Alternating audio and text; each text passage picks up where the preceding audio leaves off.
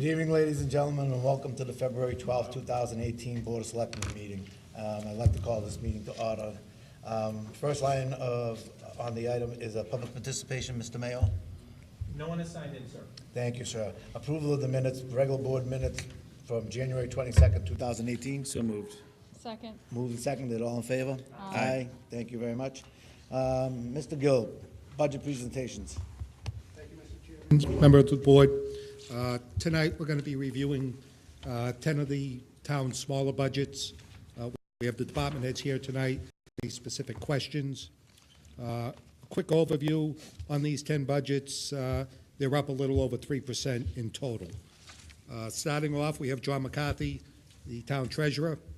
The treasurer's budget, we are recommending an increase for fiscal 19 of $2,657. This increase is all in personal services and is due to contractual and negotiated increases. Major expenses within this budget, line item $13,000 for tax title. This is used for attorney's fees and land court costs, and $7,500 for bank charges. This is to maintain the town's bank accounts and costs for checks if needed. I will point out that this budget does collect tax title. Year to date, we've collected over $100,000. The total budget request for 2019 is $202,875. Members of the board, I'll entertain a motion to approve the budget of $202,875 for the treasurer's budget. So moved. Second. Moved, seconded. Any discussion? Hearing none. All in favor? Aye. Thank you. Next budget is the tax collector's budget. We have Kathy Kelly, the town's tax collector. She's here tonight. We are recommending an increase to this budget of $8,343. This increase breaks down $6,995 to tax levy, $1,348 to the water and sewer enterprise accounts. This increase is all in personal services and is due to contractual and negotiated increases. Main expenses within this budget, $5,200 for printing and binding, which is used to print the preliminary and actual tax bills. $5,000 for professional services, which is lockbox fees and instruments of taking for tax title. And the one large line item, $30,380 for postage. This is so Kathy can mail out approximately 62,000 tax bills a year.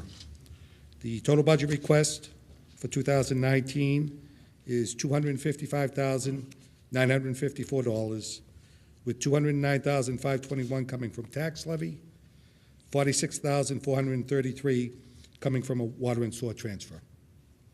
Thank you, Mr. Gill. I'll entertain a motion to approve the tax collector's budget of $255,954. So moved. Second. Any discussion? So could you just address the difference in the elected officials amount that's gone up? Yes, that the tax collector has historically piggybacked off of the supervisory union. The supervisory union just settled the contract, so there were some increases in there that were skewed by that. Thank you. Any further discussion? All in favor? Aye. Thank you. Next budget is the assessor's budget. We have Victor Santinello here, the town's assessor. This budget, we are recommending an increase of $9,185. This increase is all in personal services and our contractual and negotiated increases. Main expenses within this budget, there's a professional services line item, $22,000, which is used for outside appraisal services, outside personal property services, and expert witnesses as needed for ATB cases. Total budget request is $226,068. Entertain a motion to approve the budget for the assessors in the amount of $226,068. So moved. Second. Moved and seconded. Any discussion? Hearing none. All in favor? Aye. Thank you. Mr. Gill? Next two budgets, actually, the town clerk's budget and the election and registration budget.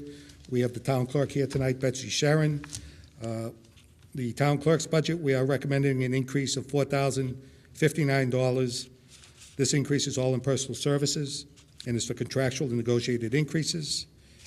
Major expenses within this budget, the printing and binding line item, $10,000, which is used to print the town bylaws, code books, dog licenses, and is also used to bind old birth certificates, death certificates, and marriage licenses. Total budget request is $202,502. I'll entertain a motion to approve the town clerk's budget in the amount of $202,502. So moved. Moved and seconded. Any further discussion? Mr. Longo. Betsy, I know we bring it up every year, but any idea when we're going to consolidate voting places? I would love to do it for the primary, and I'll tell you why. I have to negotiate with the school committee. I think Chris Callahan, there it is. When they set up the school calendar, now the primary is going to be September 4th. Now, that's the day before school opens traditionally. Therefore, Oh. if it could be an off-site teachers meeting, that would be great. Hint, hint. And then November 8th is the election, and I have to have it on the school calendar oh, God, that be a, thanks, Ian, that be an off-site teachers meeting, which would be perfect. I'd love to have it. Awesome, thank you. Yeah, makes You're sense. Great job, you guys, doing Thanks, that Betsy. office. Any further comments from the board? Hearing none, all in favor?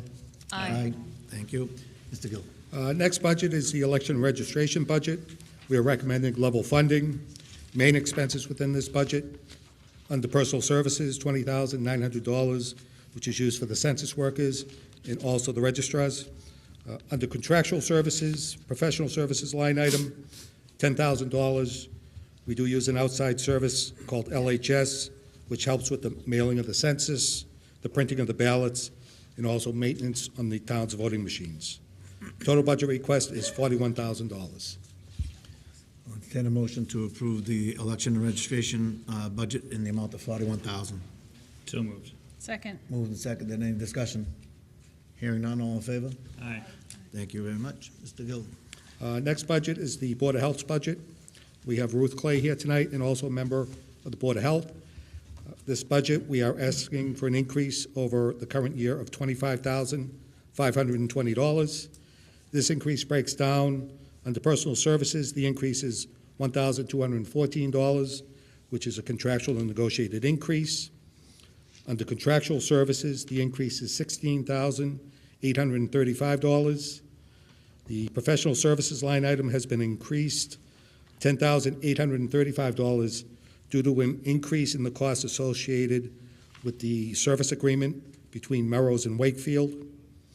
And there's a $6,000 increase for a new item for mental health and wellness services that's provided by Williams James College. The $6,000 increase is just a portion. The town is picking up half. That amount came out of the miscellaneous selectmen budget this year. The feeling is we wanted to put it in the right budget, so we asked Ruth if we could include it in her budget this year. The school department is also picking up a $6,000 share of their costs. We've also increased the mosquito control line item, $7,466. That $7,000 of this was in the DPW budget last year. That, talking with Rick Stinson, we wanted to put the mosquito control in one budget, so we're moving that from the DPW budget from the current year back into where it should be in the Board of Health. The total budget request for fiscal 2019 is $239,472. Thank you, Mr. Gill. I need a motion to approve the Board of Health budget in the amount of $239,472. So moved. Moved and seconded. We have discussion on the Board of Health. Ed? Kevin, could you just speak to the contractual services component? I see it's gone up by about 16,000, and I know under contractual services it mentions personal services, but there's also a personal services line. Could you explain? Yes, the personal services line under contractual services, where we have an agreement with Melrose that we pay a portion of the health directors, a senior inspector, and 2 sanitary inspectors. That's our portion. That when the agreement was done, we were phasing certain costs in over a 3-year period. So We're in this, next year is the second year that we're increasing it. Wakefield's picking up a little bit more time, so that's why it increased a little bit more than previous years.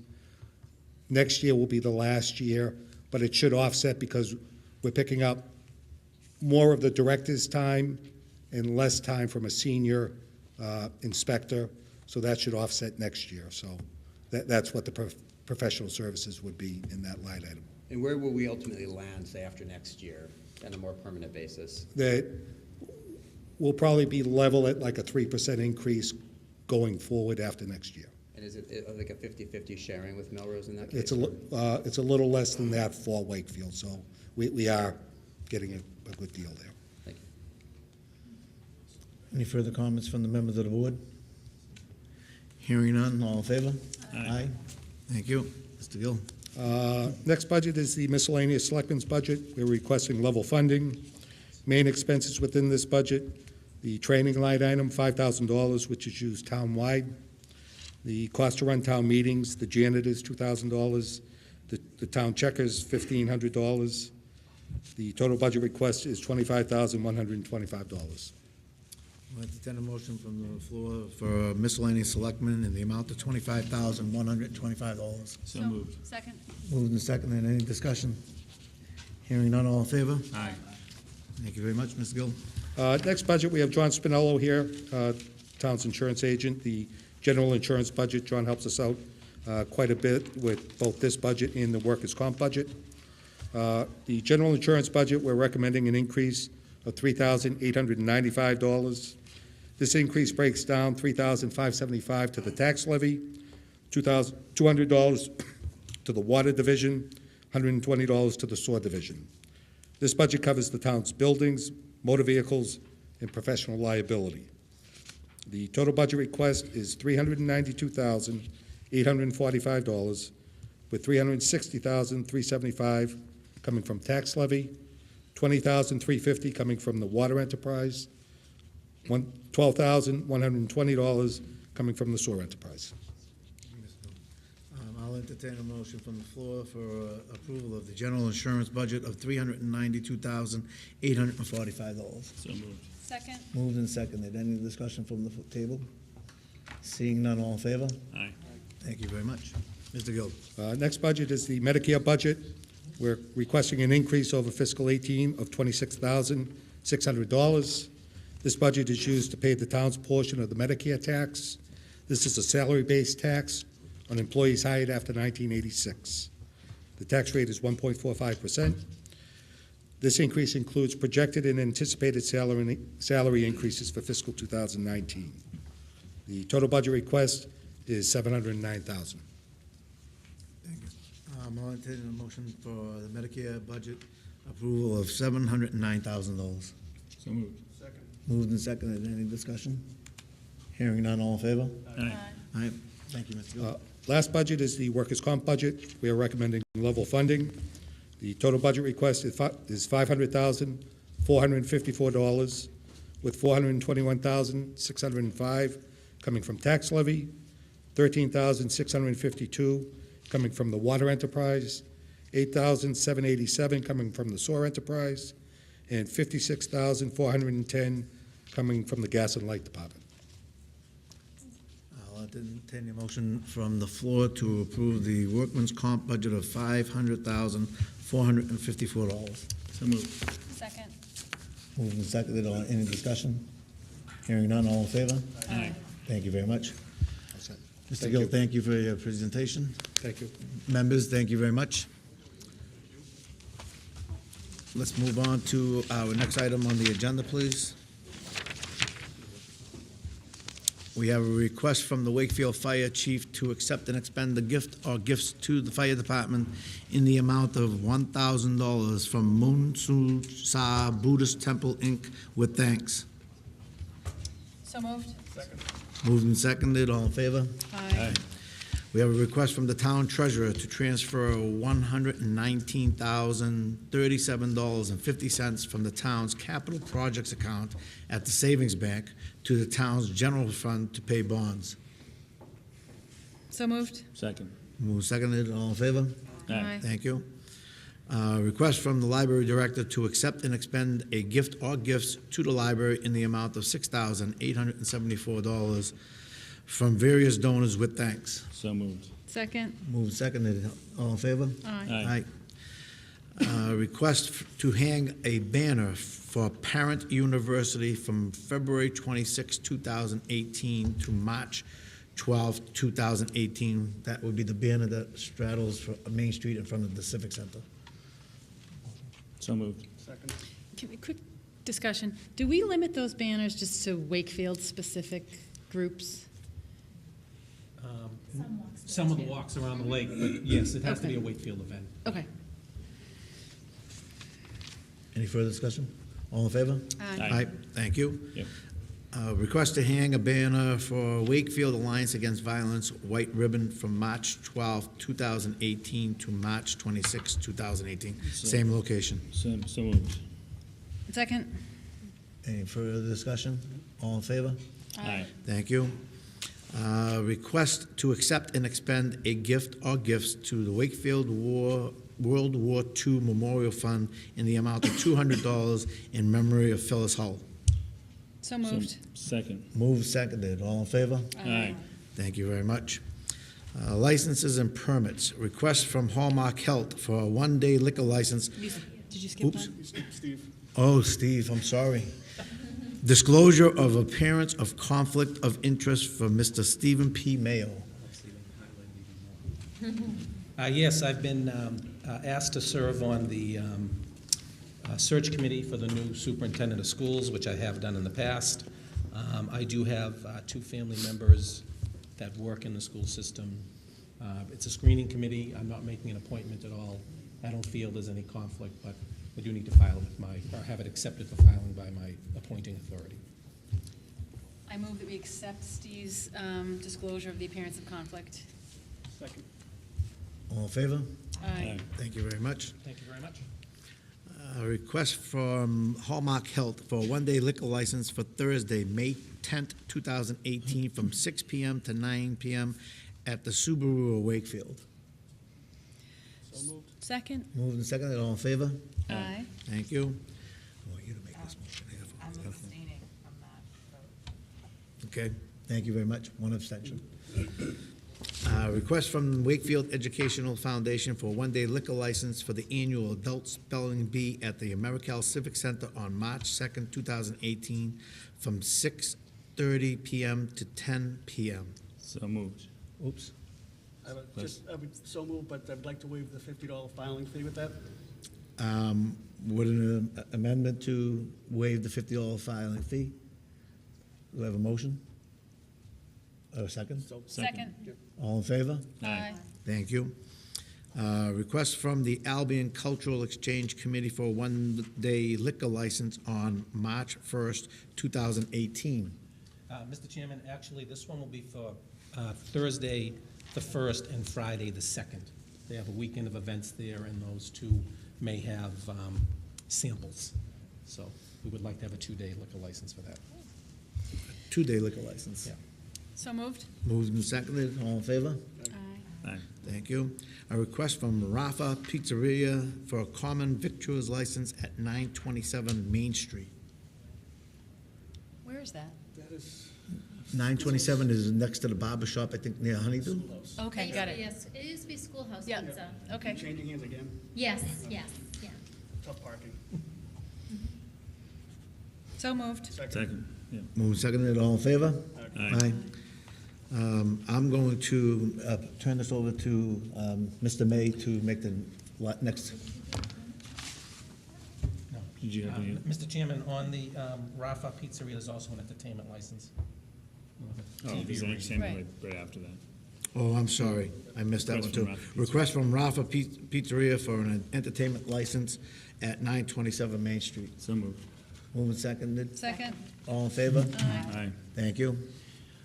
Okay, we have a request from Paul Donaco for a one-day liquor license on February 27th, 2018, from 5:30 to 8:30 p.m. at the Americal Civic Center. So moved. Second. All in favor? Aye. Aye. One extension. One abstention. Great. Thank you. Thank you. We are now at 5:07. Let us move into item number 6 on the agenda, which is the warrant review and signing. Mr. Longo. Nothing out of the ordinary to report. Basically, the usual, the usual suspects, the usual items that are improving, town bills, plumbing supplies, things like that. Nothing out of the ordinary. Thank you, sir. Matters not anticipated by the chairman within the 48 hours prior to the meeting. Let us start with Maureen and work our way back towards this end of the table. I have nothing to add. Nothing at this time. Thank you. Ed? I have nothing at this time. I'm good, Paul. I'm good at this time. Good at this time. And I as well. Mr. Mullen, do you have anything at this time that you would like to add? And Mr. Mayo and yourself? I have one thing. Very good. On March 3rd at 9 a.m., there will be a presentation and tours of the public safety building. I will be posting that as a selectmen's meeting, so if everybody wants to go, certainly that won't be an issue. We'll also be, that's a Saturday morning. Saturday, March 3rd, I believe. Yes. Saturday, March 3rd, yeah. And I'll post it for the Finance Committee. They'll be invited in the Permanent Building Committee. As you know, this board did endorse going forward with the renovation of the public safety building in the fall. It will be bonded. We would like to have that on the warrant for town meeting and in the spring. So we'd like to have everyone have a tour and really get a good look at it. They're public meetings, so the public can come, but it's not necessarily an open public tour. We may have another one later on, but I think it'd be good for the board to see exactly what we're talking about in that building. I know some of you have been through it. I've been through it a number of times. So I think it'd be good for you to see it, so when you are talking to people, you can actually see what we're talking about there. If someone can't make that, Steve, can there be like a? We can certainly set up a tour at any time. There's WBA playoffs Yep. that morning. Yeah, certainly can. Anytime, Jeff. And that's all that I had, Mr. Chairman. Thank you, Mr. Mayo. Mr. Mayo, at this time, we are now a little over 30 minutes away from a public meeting start time. Do we just have a motion to go into recess for the remainder of the time? Sure. I'll entertain a motion to go into recess until 7:30 public hearing So start. moved. Second. Moved and seconded, all in favor? Aye. Aye. Thank you. We're going into a slight recess until the public meeting at 7:30. Thank you.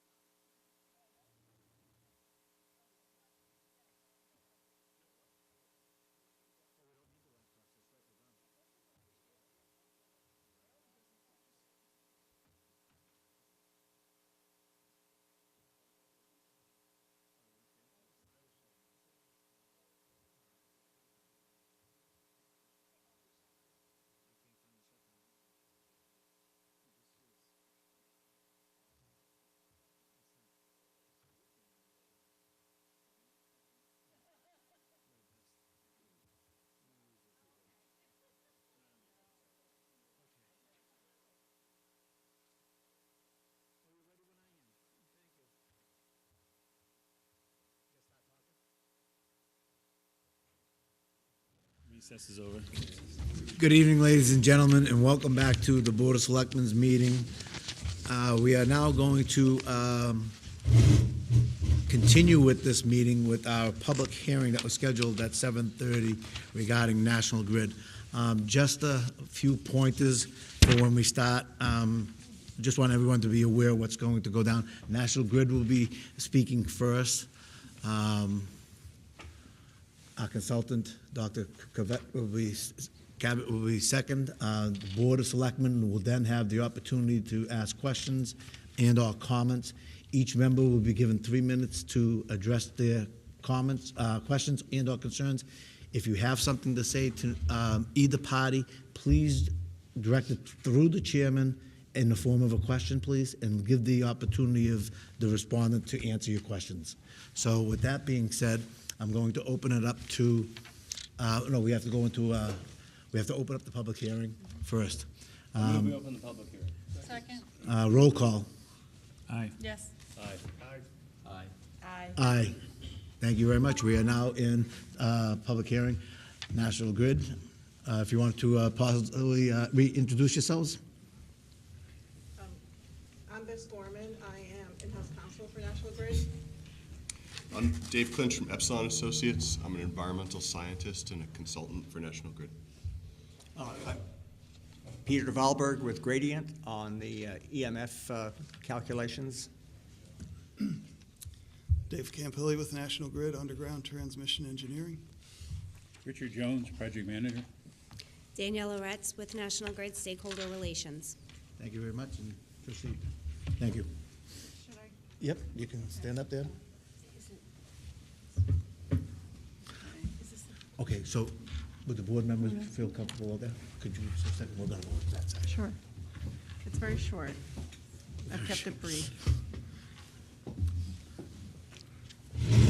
That's a good- Yeah.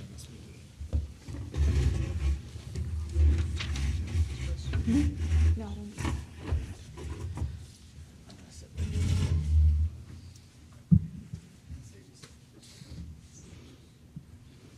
Okay, good evening. Again, my name is Beth Gorman. I'm in-house counsel for National Grid, and I've been responsible for a lot of the permitting for the Woburn-Wakefield cable, underground cable.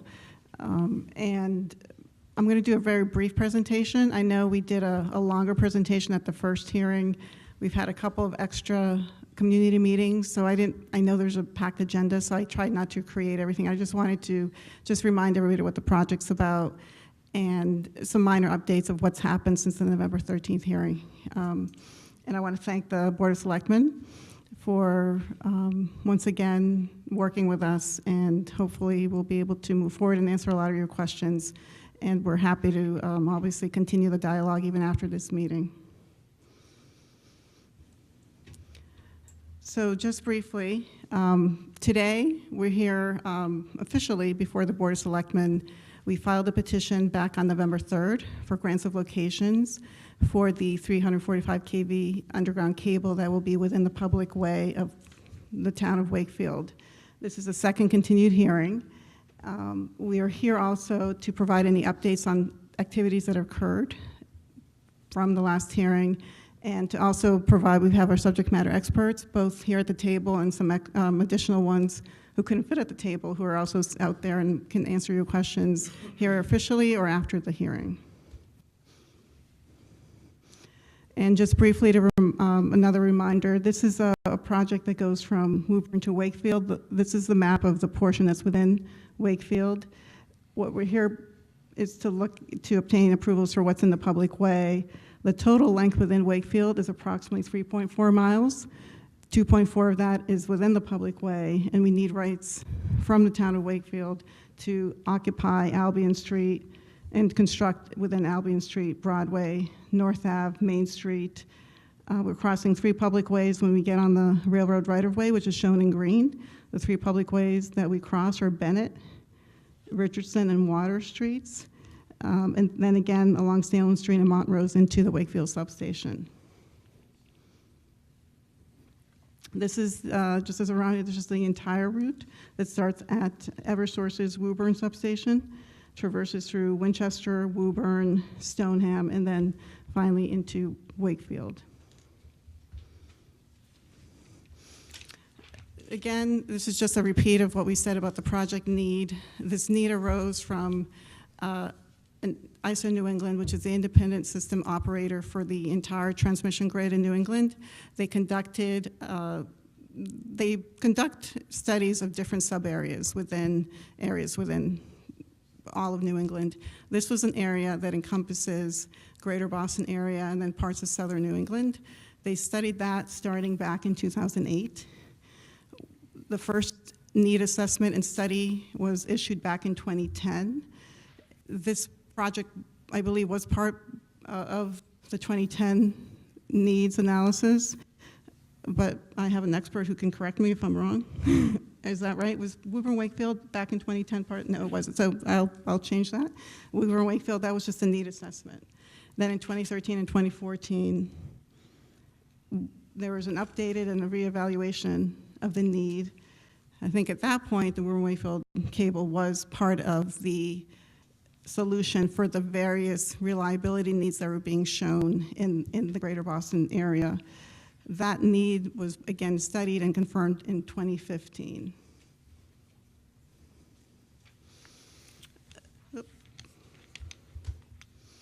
Just briefly, this project starting in 2015 has undergone some extensive permitting. The first two permits that are usually filed would be with MEPA. That was filed back in September 2015. Only an ENF was required, so that process was completed back in 2015. Another permit that's required is a Mass DOT permit near the 128 area off of Salem Street, I believe. That permit has been obtained. We also have received an order of conditions from the Wakefield Conservation Commission back in December of 2017. And then there are still 3 pending permits. One of them is the Energy Facility Siting Board, which we filed back in September 2015, but that's a very comprehensive process, and it's taken us 2.5 years finally to reach a conclusion. We are expecting what they call is a tentative decision, which basically will be a couple hundred pages long of the evaluation they did of the project, including the need, the impacts, the routing. That will come out in 2 days, and then there's a board meeting to review the tentative decision, receive any comments, and make an ultimate final decision on the project. Another thing that's still pending is we're working with the MBTA. We're fairly close to executing rights for the MBTA right-of-way, and then, of course, the grants of location from Wakefield. What's new since the last hearing? There's been a lot of activity. You probably have noticed that we held, after all the input that we had, we realized there's a lot more information that people needed about the project, so we held 2 community meetings, one on December 13th, and the other just last month on January 10th. Hopefully we were able to catch most of the people, but I think it was also streamed live on Facebook for people who weren't actually able to attend in person. And we've been, to the extent we received additional questions, we've been responding to those questions as well. On January 24th, we also did a presentation about the project before the Zoning Board of Appeals and actually answered all their questions. And what's ongoing is we're continuing to work with the abutters to the Wakefield substation, Stoney Hill Lane, Montrose Avenue. We've had a lot of dialogues with them. We have received and are offering EMF studies. We have a list, and people are still able to sign up for EMF studies as well, surveys of their property. And we've also been meeting with various Wakefield groups, DPW, Rick Stinson, and working on traffic management plans the last few weeks especially. And that is the update. We're willing to answer any questions on any issue you have, but that was just a brief update.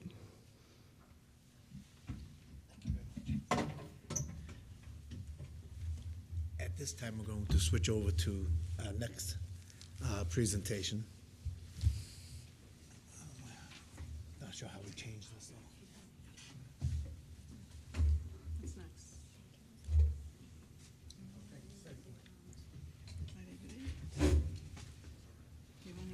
I'm not sure it's not one out.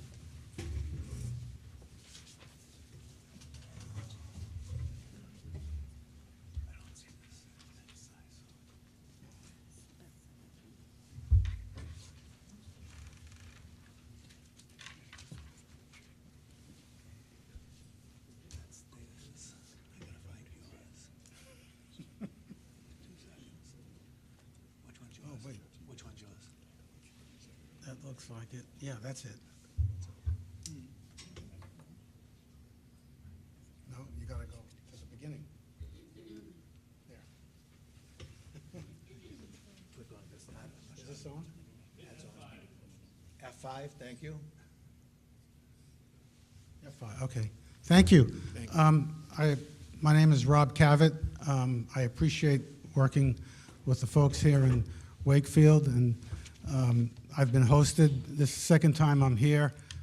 Steve Meyer and Rick Stinson have been marvelous hosts, and when I was here last month, they showed me the line route through Wakefield, and I got a chance to meet, even though it was Martin Luther King Day, we met with several of the selectmen and started a conversation on this issue. So I was called in to look over items in the docket pertinent to the electric and magnetic field. Actually, there are no electric fields to talk about. So the magnetic field issue in connection with the proposed underground line. And that's, in my presentation, I wrote a report, I submitted it, maybe some of you have seen it. And this brief presentation, this is my 15 minutes of fame, because that's all I have is 15 minutes. I'll go through what I consider the priority topics from the report.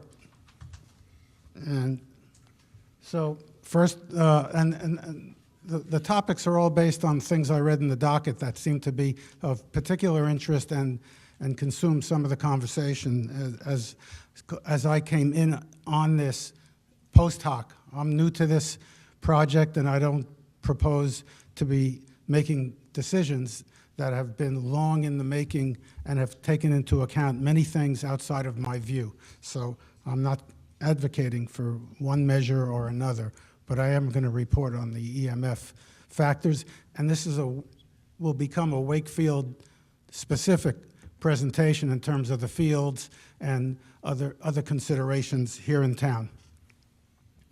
A little brief talk about the magnetic field health issue. It's been ongoing for over, well, at least 40 years.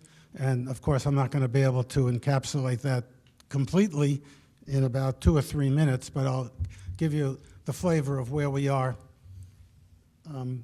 at least where we are from the point of view of experts, and I kind of agree with where they're coming out. Then the fields from the proposed line, and we can, now that we've discussed the health issue, maybe we can put these fields in some sort of perspective. And finally, there are, and I use the word hypothetical mitigation strategies. These are technical possibilities, but I don't pretend to advocate, and some actually might not be feasible for various reasons. So those are the 4 topics, and I'll get going. You've seen this map, but this is the Wakefield section, and I try to highlight the splice faults, and you'll see why in just a little bit. There are 12 of them that go through Wakefield, and each of them is about. Rick sent me some maps, and I was able to figure out they're about 32 feet in length. These are the configurations for most of the line is in a delta configuration, and I think these depths represent the shallowest. The cable the line can be deeper than represented here, at least delta part of it. I'm not sure if about the vaults, if they're ever sunk deeper, and that's an engineering question that I can't answer. So the first issue is modeling, and I thought to come at this, the modeling was already matured in the mid-90s, and I worked at the Electric Power Research Institute. We had a facility here in Lenox, Massachusetts, and at the time, we were sponsoring and developing a modeling program called ResiCalc, and so I said, someone's going to ask, how do you know this works? So we did a study, had a peer-reviewed study, and out in Lenox there was a facility with a test house, and you could set up virtual neighborhoods with service drops that represented over to the left. And so you could set up scenarios, you know where your currents are going, and then you make your measurements, you make your calculations. How do they do? Well, the answer is, this is a 2-resident scenario. Just an example. They matched up very, very well. The software has been tried and true for a long, long time. So I don't have too much. If you know where the currents are, you've mapped it out, you'll get your fields. You'll get very close. I did an analysis of the 2 configurations, and I mapped it on top of my result on top of the result in the first report by gradient. And for this parameter, we got basically an exact match. So, and that wouldn't be surprising. Now, the health issue. Not because of pretty colors, but this chart from a European group, the European Commission has been very active in this, and this report's from 2012, but what it's telling us is still contemporary. And that is, of all the health endpoints out there, the only one with even limited evidence of something going on is childhood leukemia, okay? And that's because of epidemiology, and that has looked at populations. There are a couple of dozen studies now, and they've been looked at one way or the other by many, many people. And what it turns out is that above 3, it depends if you're doing, who's doing the study. In Europe, they like to use 4 milligauss. Here in the, excuse me, in the US, we use 3. Anyway, it seems that there was an association with leukemia for houses with average fields above those levels. I say average, it's average over the space of the house and average over time. You can be above 3 in one room for some of the time and below 3 in another room. If it averages out above 3, then those houses were classified high. Now, these numbers, 3 and 4, they didn't come from any toxicological perspective. They came because roughly 5% of the housing stock in the U.S. has fields 3 milligauss or above. And when you do an epidemiology study, you have to classify somebody higher than everybody else. So there was, and there still is, there's no biological basis for that. It was strictly on the basis of a distribution of fields across residences. That's where these numbers came from. It turns out that those houses had associations with childhood leukemia compared to houses with under about 1 milligauss. But there is, again, no mechanistic basis. There's no evidence from the animal studies, and I reminded last time I was here, the Selectmen, and if you look at the United States National Toxicology Program or the International Agency for Research on Cancer, which evaluated this issue in 2001, they say every known human carcinogen that's been tested adequately in animals, it's rodents, is also carcinogenic in those experiments. The fact of the matter is that EMF, magnetic fields, at much, much higher levels than 3 or 4, have been almost universally negative, including the National Toxicology Program study, which I mentioned in the report.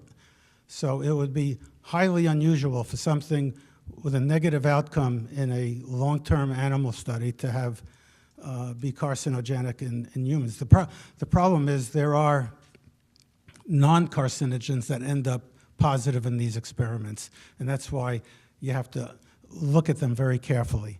And finally, we have to rely on every tool we have, and one of them is physics, which is not a universally embraced science because, and I have trouble with it, because it's hard, it is. But the biophysicists can't find a way in which these kinds of fields can interact with biological matter to cause any kind of an effect. That's just physics. It has to do with signal-to-noise ratios and all sorts of things. I could talk longer about other facets of electromagnetism where there are effects, but when, I'm talking about animals that navigate, but forget about that. We're not equipped to do that. We need GPS in our car. So you notice there's a whole litany here of other endpoints that are negative, and childhood leukemia still remains a conundrum. It's a mystery, but 3 or 4 milligauss, in my esteem, and also the experts, can't cut it when it comes to producing effects. Now I'm going to go to the standards. 2 organizations in particular, International Commission for Non-Ionizing Radiation Protection and the IEEE, which I belong to, and this is from ICNIRP. They based, all the exposure limits are based on a phenomenon called electrostimulation, in which if you get a high enough exposure, you can actually trigger a nerve response. And you could also do this at lower frequencies in the eye, where you see these visual sensations, and it's not unusual. You can do it with pressure. Newton almost put his eye out, and I'm talking about Isaac Newton, not Wayne Newton. He almost put his eye out trying to give himself a phosphene, but you can get phosphenes, but it takes enormous fields, like at 20 hertz, which is the maximum sensitivity. It's about 80 Gauss. Okay, that's 80,000 milligauss compared to 3 or 4 milligauss. And I said these are electrostimulation. Here are the limits. You don't have to memorize. I just put an X where 60 hertz the power frequency is. And then for perspective, where are these relative to our residential? They're at least 100 times lower, or the limits are at least 100 times higher. And so those are the both organized, and this is for the general public. There are also occupational limits that are even higher.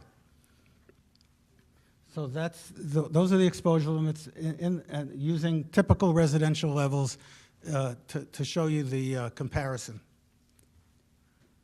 So here's a map of, thanks to Rick, in the blue, that's about 32 feet. And you'll see why I did this. So we have,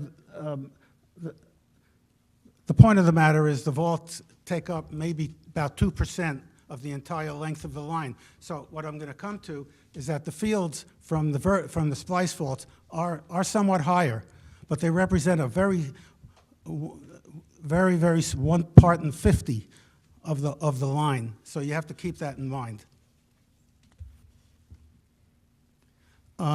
So this is the delta configuration, as I showed you in the beginning, out to 50 feet, and at 50 feet, you'll at 250 amps. I'm using 250 for peak loading and 100 amps for average loading. And remember I said this whole epidemiology is based on average. So if you wanted to know the average exposure in a house, you'd have to model it after the 100 amps.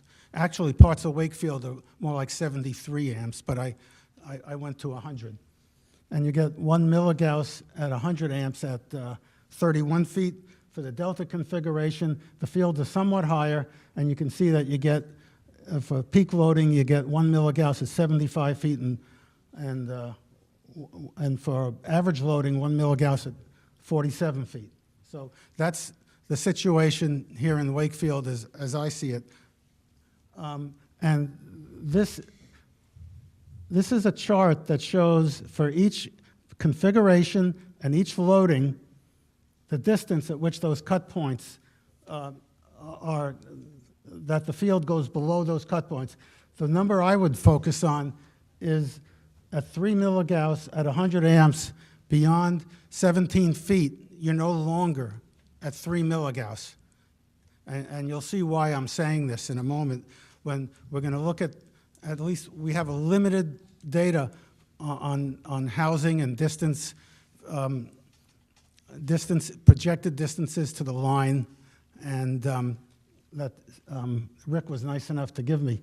So first, we're going to look at both Salem Street and New Salem Street. There, we had data for 70, actually it's 75. That number down there should be 43. So edge of road to building, there's nothing below 10 feet, okay? Very little. There's nothing below 10 feet. But for, and then let's break it out between Salem Street and is there any difference? Is one street so this is called a non-parametric test. The answer is basically edge of road to building, Salem Street and New Salem Street are about the same. You can't statistically separate them. Now for Salem Street, we had further information because we have the line route in Salem Street. Unfortunately, we don't have it for New Salem Street. So for those 32 houses, we can look at not only edge of building to road, but we could look actually to the line, okay? And remember that's 17 feet. So 3 milligauss falls here where there are no houses. There are no, all the houses on Salem Street are going to be less than, at average loading, less than 3 milligauss. And like I said, at peak loading, but they're also going to be days when there are 50 amps and it's much lower. You know, it's a milligauss. So on average, you're not going to see 3 milligauss on average on Salem Street from average loading. Now, I was also, now I'm on mitigation. I'm coming toward the end of the line here. So I was asked to look at mitigation, and this is hypothetical. The first thing I looked at was either burying the line deeper or compacting it. If you put the lines closer together, the fields cancel. You get cancellation much more than if they're spread apart. So there are obstacles to this, but this assumes you can squeeze them as far as you want, or to any degree, and you can bury it without any impacts whatsoever. But that's not completely true. So here's what we did. There's the base case. This is exactly what I showed you in the beginning of the talk.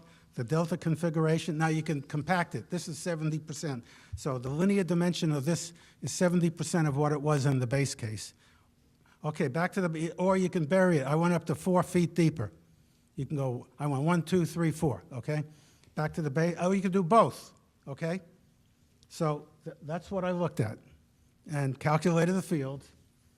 And so this is above center line, and if you do everything, you get a significant attenuation of the field. But that's not to say that it's feasible, and I'll come to that toward the end. But these measures do help, and these lines are each a level of compaction. The base case is at top 100%, goes down to maybe 40%, 4 feet deeper, and you can follow the rest of the lines. And I believe these charts are in the report. And here's, at 20 feet, it's a lower effect. It doesn't really do as much as it does above the center line, but the center line is in the middle of the street, or at least under the street somewhere. Now there's a cable type. This was extensively discussed, and what I try to say in the report is there are so many decisions that go into every transmission project. It involves, sometimes at a corporate level, huge decision trees where you have inputs and you have outputs, and it takes into account myriad of things beyond magnetic fields.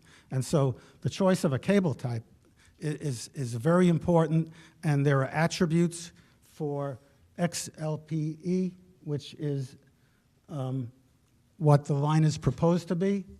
And there was also talk in the docket about high-pressure fluid filled, which has the lines going through a pipe, which attenuates the magnetic fields a lot. But it has other problems, oil leakages, bigger charging currents. There's a trade-off in everything. And XLPE has now been in use for over 20 years, so there's a lot of experience with it, and people understand its advantages, disadvantages, and it's had improvements made. And of course, the steel pipe shields the magnetic field, so long as all three cables are inside the pipe. But with respect, these were discussed, options were talked about. Now, with compaction, you might have thermal stresses. With digging deeper, you might run into stuff. You don't know. So, you know, you have to understand what you're dealing with here from a thermal perspective and from an impact on infrastructure perspective. And then the choice about cable type involves, like I just said, lots and lots of trade-offs. And I've seen cases where the same utility picked one for one job and another one for another job in Connecticut. So that's what I'm saying here in the final bullet. Every transmission project has a unique circumstance, and it requires decisions.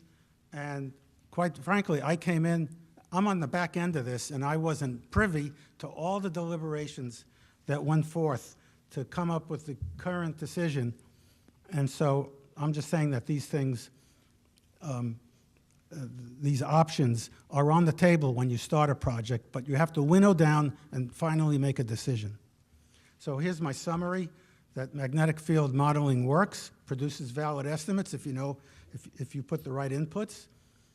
Only a health outcome with limited evidence is childhood leukemia. It's a positive association. An association, you might have heard many times, does not mean a cause and effect. It means two things bear a relation, but you don't know the nature of that relation or why it is.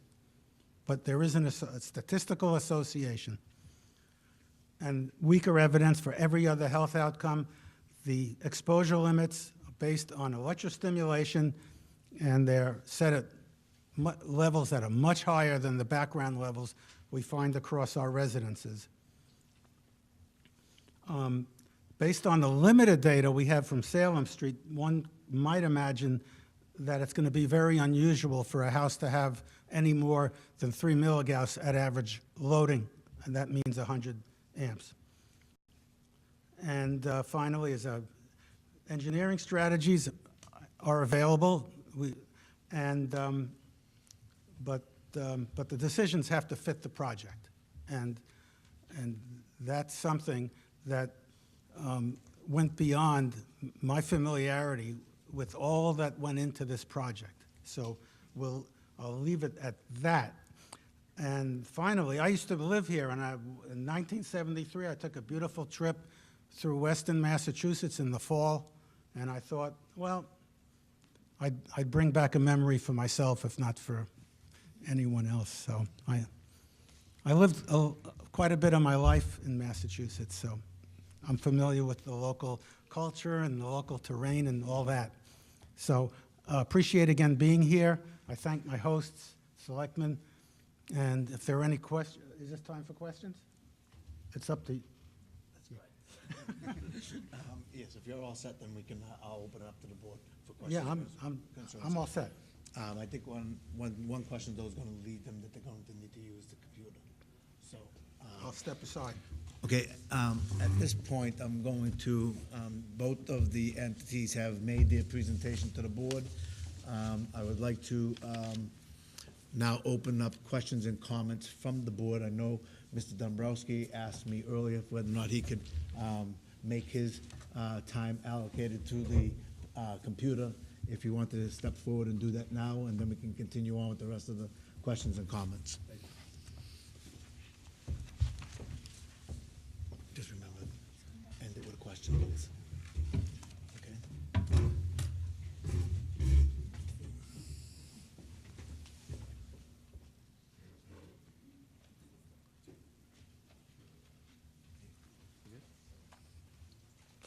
Good evening. I served on the subcommittee that worked with Dr. Cavett on this issue, and I wanted to present some information to the board, to the community, and before Dr. Cavett and National Grid as well to discuss, and that relates specifically to an alternative called pipe-type cable. You've heard a lot about XLPE, which is the cable that is currently being proposed for this project. part of the takeaway from the last time we had a public forum was that if this project is to happen, how can the town make it a better project? What can we do to try to mitigate some of the concerns and also be sure that what we have ultimately is the best of the scenario under the circumstances? And so I wanted to just introduce this pipe-type cable and then, ask questions, open questions for people to discuss. So to give some very basic background, pipe-type cable, it's been the dominant cable since about the 1940s. And it's in size about 10-inch steel pipe that contains 3 cables, and they're filled with fluid. Now, this fluid is, it's a mineral oil, and so it's water soluble, which is important from an environmental perspective. It's dependable, it's tested, and it's reliable. Dr. Cavett had mentioned there's about 20 years of XLPE research and refinement, and there's been about 80 years of pipe-type cable. So that's significant. Boston is actually one of the largest consumers of pipe-type cable. In fact, there's about 250 miles of pipe-type cable across the city. New York City is actually the largest in the country, and second now may be New Jersey. Now, the way that it's structured, you have pump facilities at the ends that deal with pressure and cooling. And I won't get into too much of the details, but suffice it to say, that's where the maintenance piece comes in with it. It is nearly cost neutral to the XLPE lines, as acknowledged in some of the EFSB proceedings that have predated my involvement. And Eversource is actually installing pipe-type cable in the Mystic Woburn line currently. So this is a cable type that is being used as of today in a variety of projects. I know it was recently used in Greenwich, Connecticut, for example, and it's used across Massachusetts as well. So what are the benefits of pipe-type cable versus XLPE, and why do I think the board should consider this? Over 90% reduction in EMF emissions. That's one of the biggest issues that I know came out of the last meeting. So how can we as a town address this issue of EMF emissions? I acknowledge that the science is inconclusive on this, but the science is not absolute on this. And that's where we have the distinction, I think, for residents. And if we have an opportunity to potentially eliminate the EMF concerns for the town, I think that goes a long way to address one of the biggest issues that the town raised at our last hearing on this. It also has a smaller underground footprint, which I'll speak about briefly. And the install depth avoids many of the ledge issues that you've heard about in terms of our underground topography. And we also have future town financial considerations for the town. Now, in terms of the residential health, again, it's a 90% reduction in EMF, which I think is a significant consideration for our community and the residents' concerns that were raised at our last meeting. As Dr. Cavett acknowledged, the scientific community is in fact uncertain on EMF. There's an association, but we can't say definitively. And so, while not to be alarmist, I think we need to be realist about this. And there's a reason there have been so many studies, and there's a reason that we don't have conclusive determinations with childhood leukemia, as we do in many of the other categories Dr. Cavett acknowledged. Dr. Cavett, in his report, called this, link that remains hidden. And that's a concern that I understand the town has. There's also a capacity question. And we have only had National Grid calculate the capacity issues running through 2023, and Dr. Cavett can speak to this in the open questioning, but what do we do after that? And the pipe-type cable allows for increasing capacity without increasing EMF, which would otherwise be a consideration. From a town infrastructure standpoint, not just the health concerns, but what about the infrastructure? It has a reduced underground footprint. So I'm thinking about Wakefield first and foremost, and what can we as a town do to try to mitigate the impact of this project? A reduced underground footprint is significant because we're talking about only one 10-inch pipe and then a 5-inch return for circulation purposes versus the XLPE, which has 4 8-inch pipes that are cast in concrete. Now, the manholes are also smaller as well. It's a 20-foot footprint versus a 30-foot footprint, and there are fewer of them.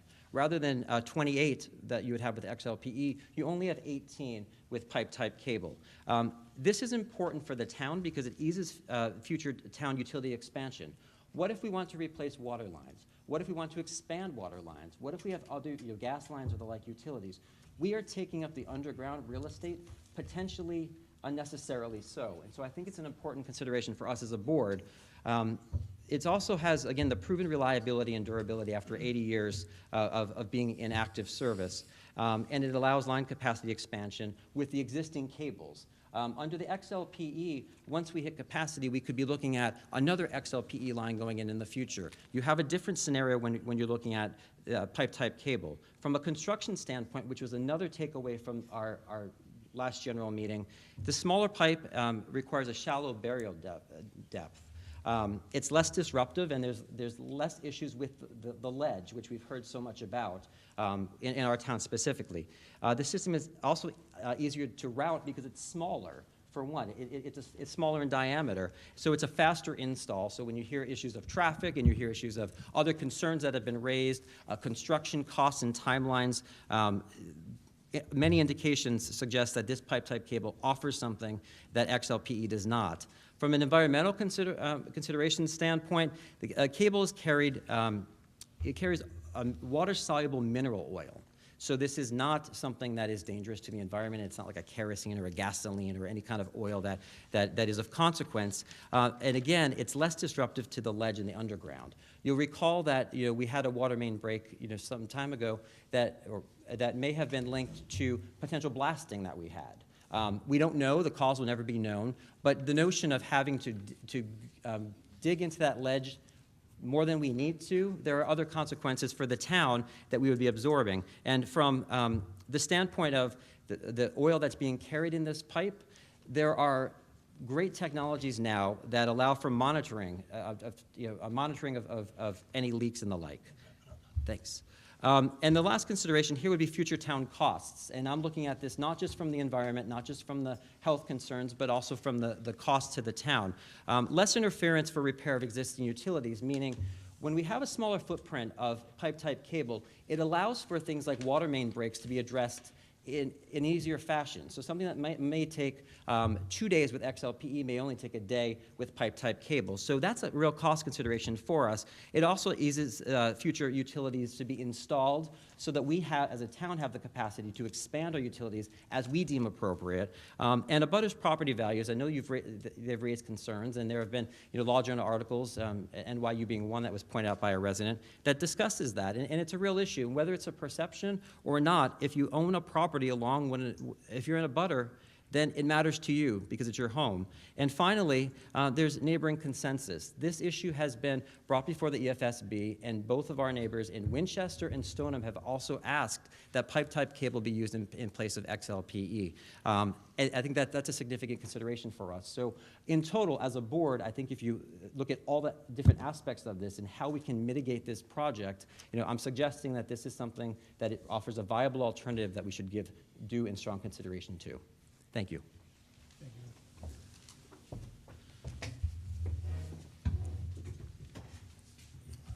the members of the board like to come back up?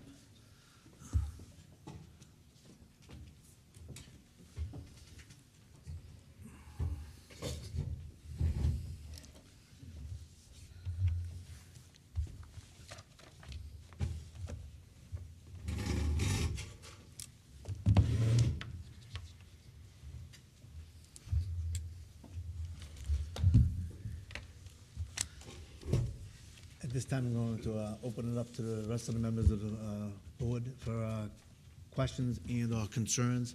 Please address your questions that you may have to either National Grid or to the doctor, and we'll start from there. This is a quick one for Ed. So what did they say to your suggestion? I assume you brought this to National Grid? It was vetted through the EFSB process, and so we're waiting on a decision on this. I guess I should clarify that my intention with this would be, we'll see what the preliminary decision is from the EFSB. If in fact they're not recommending or endorsing the pipe-type cable, then I think we should consider joining Winchester and Stoneham in asking for that as a means of mitigation. So that's kind of where we are from a process perspective. Is it possible for them to say, yeah, sure, tonight? I actually don't think they have the authority to do that. I think it's within Okay. the EFSB to make that determination, and then my understanding. Maybe we'll get some clarity on that, Paul. Do you want to ask a question? Yeah, just. Say yes. Okay, respond. Just to respond, he is correct. It's before the FSB, and it was heavily considered, and there's a lot of information. I'm not the technical expert. I don't know if people want to hear why the decision was made to go with XLPE, if that would also benefit this forum right now. But it is before the FSB, and that will be one of the items that they're considering, whether it's pipe type or XLPE, and because I'm not the expert, I can turn it over to our experts to explain the decision. Just one more quick. And Mr. Dombrowski's presentation said it was cost neutral. Would you agree with that? I'm just curious. I caught that as very interesting. So there's two questions right now. Cost neutral and, Yeah, what One versus the was other. discussed in the siting board is that with a cross-link polyethylene system like it's being proposed, we can actually meet the rating requirements with a single cable. With pipe-type cable, we actually need two cables to satisfy the rating requirement, so it probably is more, I believe it was testified that it was significantly more expensive to go with pipe-type cable. And there are, environmental issues associated with pipe-type cable, so those have to be looked at. But yeah, it was extensively vetted at the siting board, and it really, came down to needing two cables if we went pipe-type versus a single cable with the crosslink. So that would be two instead of the one that Selectman Dombrowski was assuming. And so what about the size? Would the size be bigger than what's required for the XLPE? Or is it the same, or is it smaller? I think that was the other issue with how much space that would take underground now that there are two cables required for pipe type. Yeah, I think the trench would probably be about as wide. Boy, I'm gonna have to get some water. The trench would probably be about as wide as what we're proposing. It might be a little bit thinner in profile. Sure.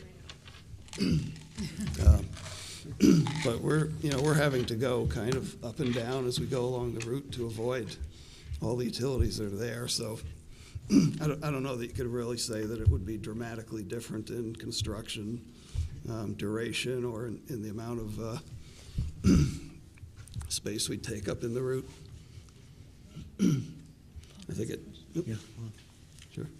go ahead.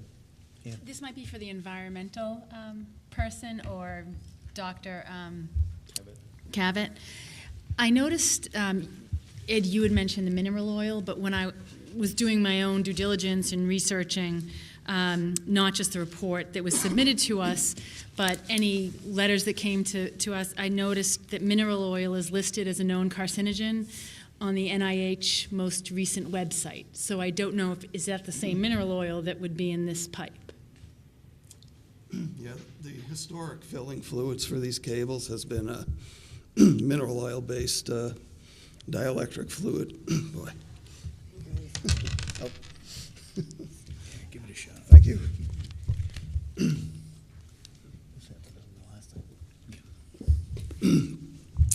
The modern fluids are kind of a synthetic oil.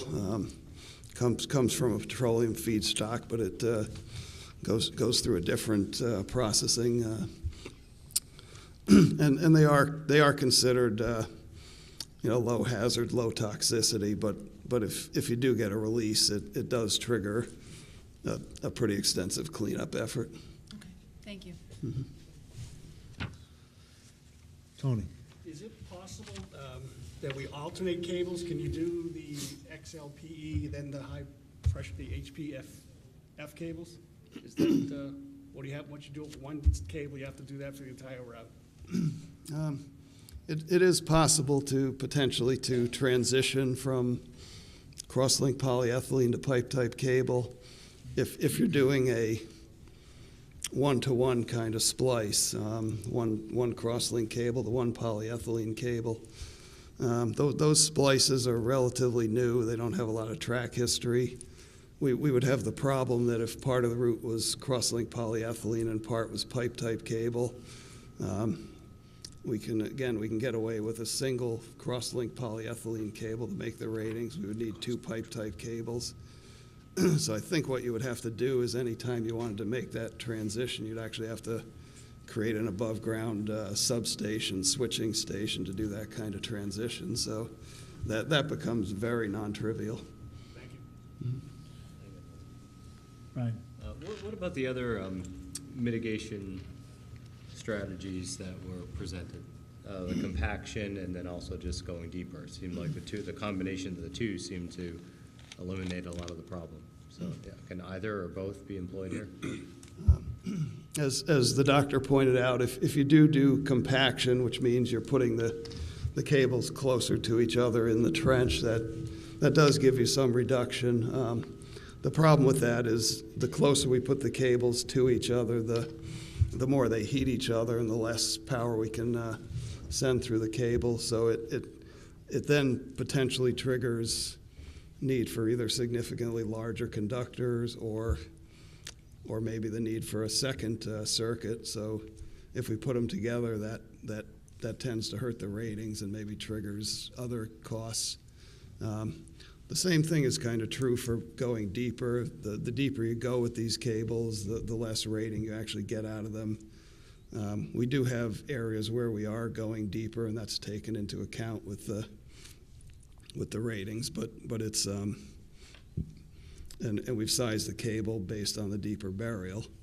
And can you vary the depth of the run? I mean, so in looking at his report about the distance of the homes from, I think you had center line, which I'm assuming is like the center line in the road of where it's buried. So it's actually even a little further away. I think the closest one was 20 feet or something, 20 plus feet. And 30 feet seems to be a magical distance there. So just wondering if it were possible that maybe at the homes where the homes that are sited closer to the road and therefore closer to the center line, that maybe you could go deeper there as a mitigation strategy and try to come up with a, no worse than situation for the entire run.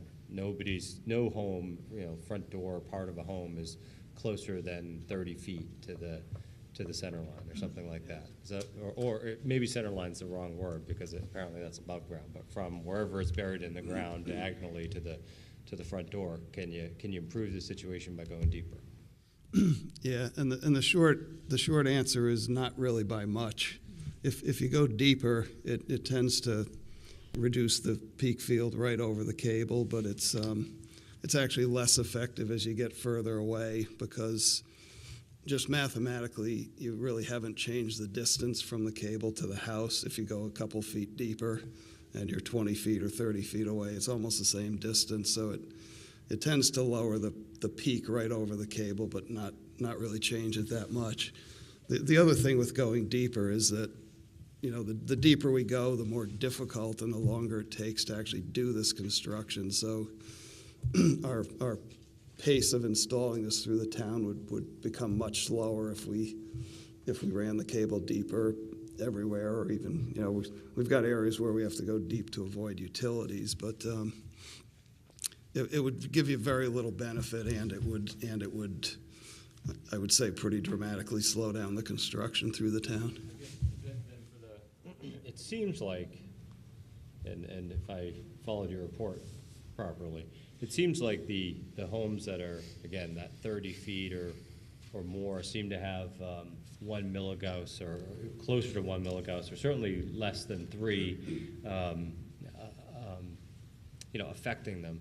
Is there any type of mitigation strategy you could use for the homes that are closer, just to say, all right, those seem to be the problematic ones to me. It seemed like everybody's at a, what I'll loosely term a safe or comfortable, I'm sure people feel it's unsafe and uncomfortable, but accepting that term for the moment, at an okay distance.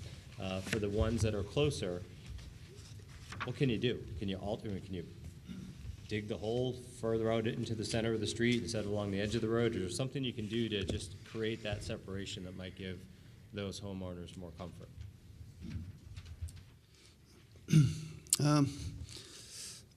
I guess we could potentially look at individual cases. What has to happen, though, is we have to a large extent, put this line where there aren't existing utilities in the street. So there may not be a lot of flexibility to move the line around without potentially having to relocate sewer mains or water or gas or anything like that. Anything you can do in those areas. What I'm looking for, just in my head conceptually, would be this kind of lowest common denominator, so that the worst case of any one home in this entire project is not bad at all. That's all. It seems like we've got a whole bunch that are great, and it was, I forget, it was 2% or 5% that were closer to the electromagnetic field or magnetic field. So, is that what I? I think that's what the doctor was indicating. Okay.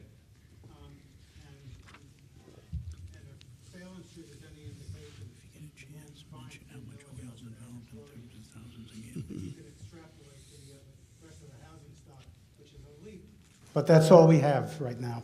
Oh, I'm sorry. But I thought you had a chart that had distance to the center line. It showed like 5 to 10 feet, 10 to 15, and some of those were closer. There's a few that were on. It was like a distribution, and there were a few that were close. That was building to edge of road, but it wasn't building to line. Okay. Then the next slide showed the limited data we had on the actual distance to the line. Ian, you had another question? Question or comment? Question or comment? So, what I've been struggling with this whole time is looking for a perfect mitigation solution. And where I paused is I am not convinced of the health issue because of all the studies, the negative outcome on the mice and rats, and the lack of any findings of a much higher milligale rate that produces cancer in mice or rats, which seems to be consistently in studies back from the 70s. That's how you figure out if something is a carcinogen to a human, that if it shows up in a mice or a rat.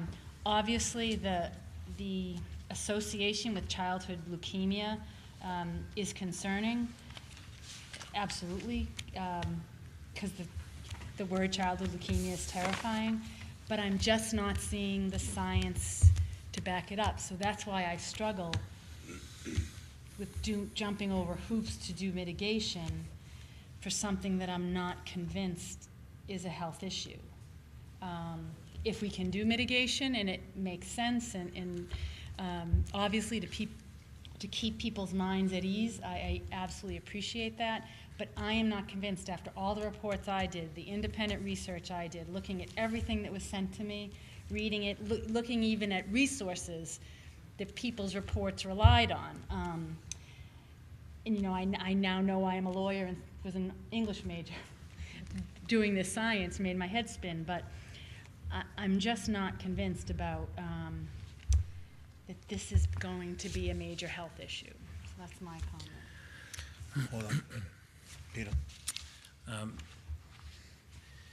Definitely a complicated issue. This is a question really kind of dovetails both Ed's presentation as well as Ann and Brian's points.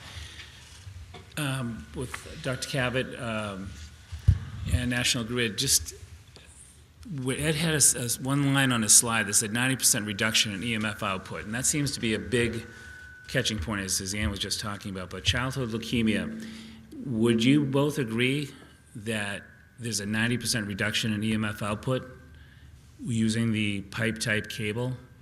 Is that, on Ed's slide, does that tie in with what you understand, or is that something you would be able to speak to?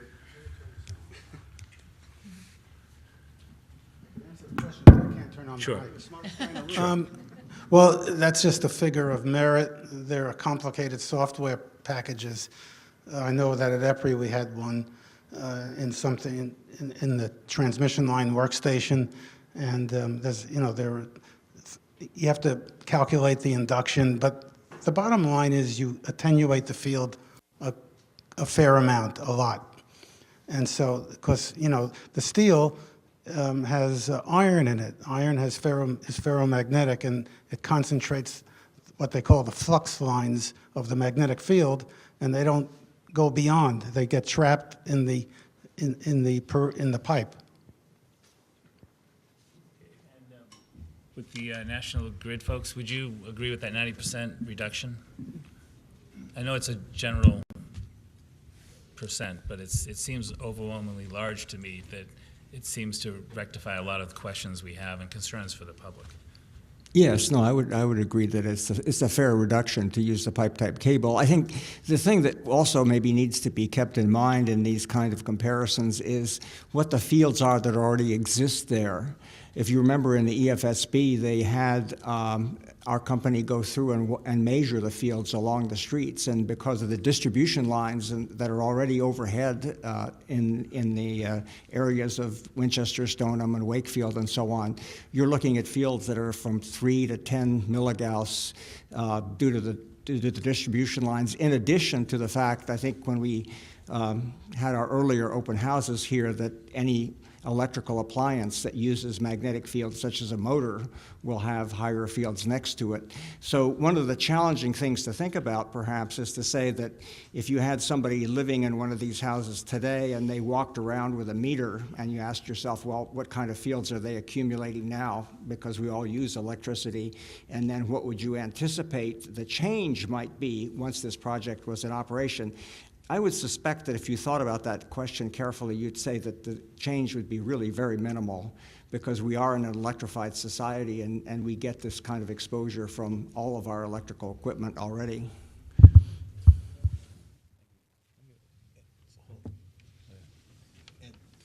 Dr. Kevin, I think one of the issues that we had spoken about was the load requirements beyond 2023. And as you know, National Grid has projected out or forecasted out for 5 years' time, but the transmission line is obviously expected to be operational for more than the 5 years. We don't know what the load capacity or requirements will be beyond 2023, correct? That's not an issue that I studied. From what I understand, this is being put in to reinforce the system, almost like it could serve as some sort of a pressure valve if there's something down somewhere else. So it's kind of like I have a hip replacement that lets me walk, and so this transmission line not only will bring power to Wakefield but also help the system overall. And no one's projected out beyond 2023. But I think, given what its regional role is, that as I see it, it just needs to transmit the power that it's got in the future. I don't know. Nobody knows. If it went up 10%, you wouldn't have a major issue with any of the things I talked about. We don't know, for example, what the peak average values would be, say, in 2033. We don't know that, right? I certainly can't project. That's beyond my pay grade to know what that's going to happen. But we do know that there is a direct correlation between current and EMF emissions. So in other words, the greater the current, the higher the EMF emissions, Yeah, correct? that's always the case. And we know that at this point, that this line is not at capacity. We just know what the expectation is for the line over the next 5 years, correct?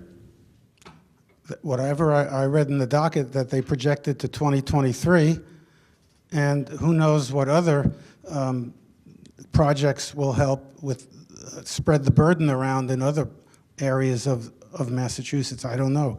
But from what I understand, this is going to serve a reinforcing function to the regional grid. Well, currently, but we don't know longer term how that function could change.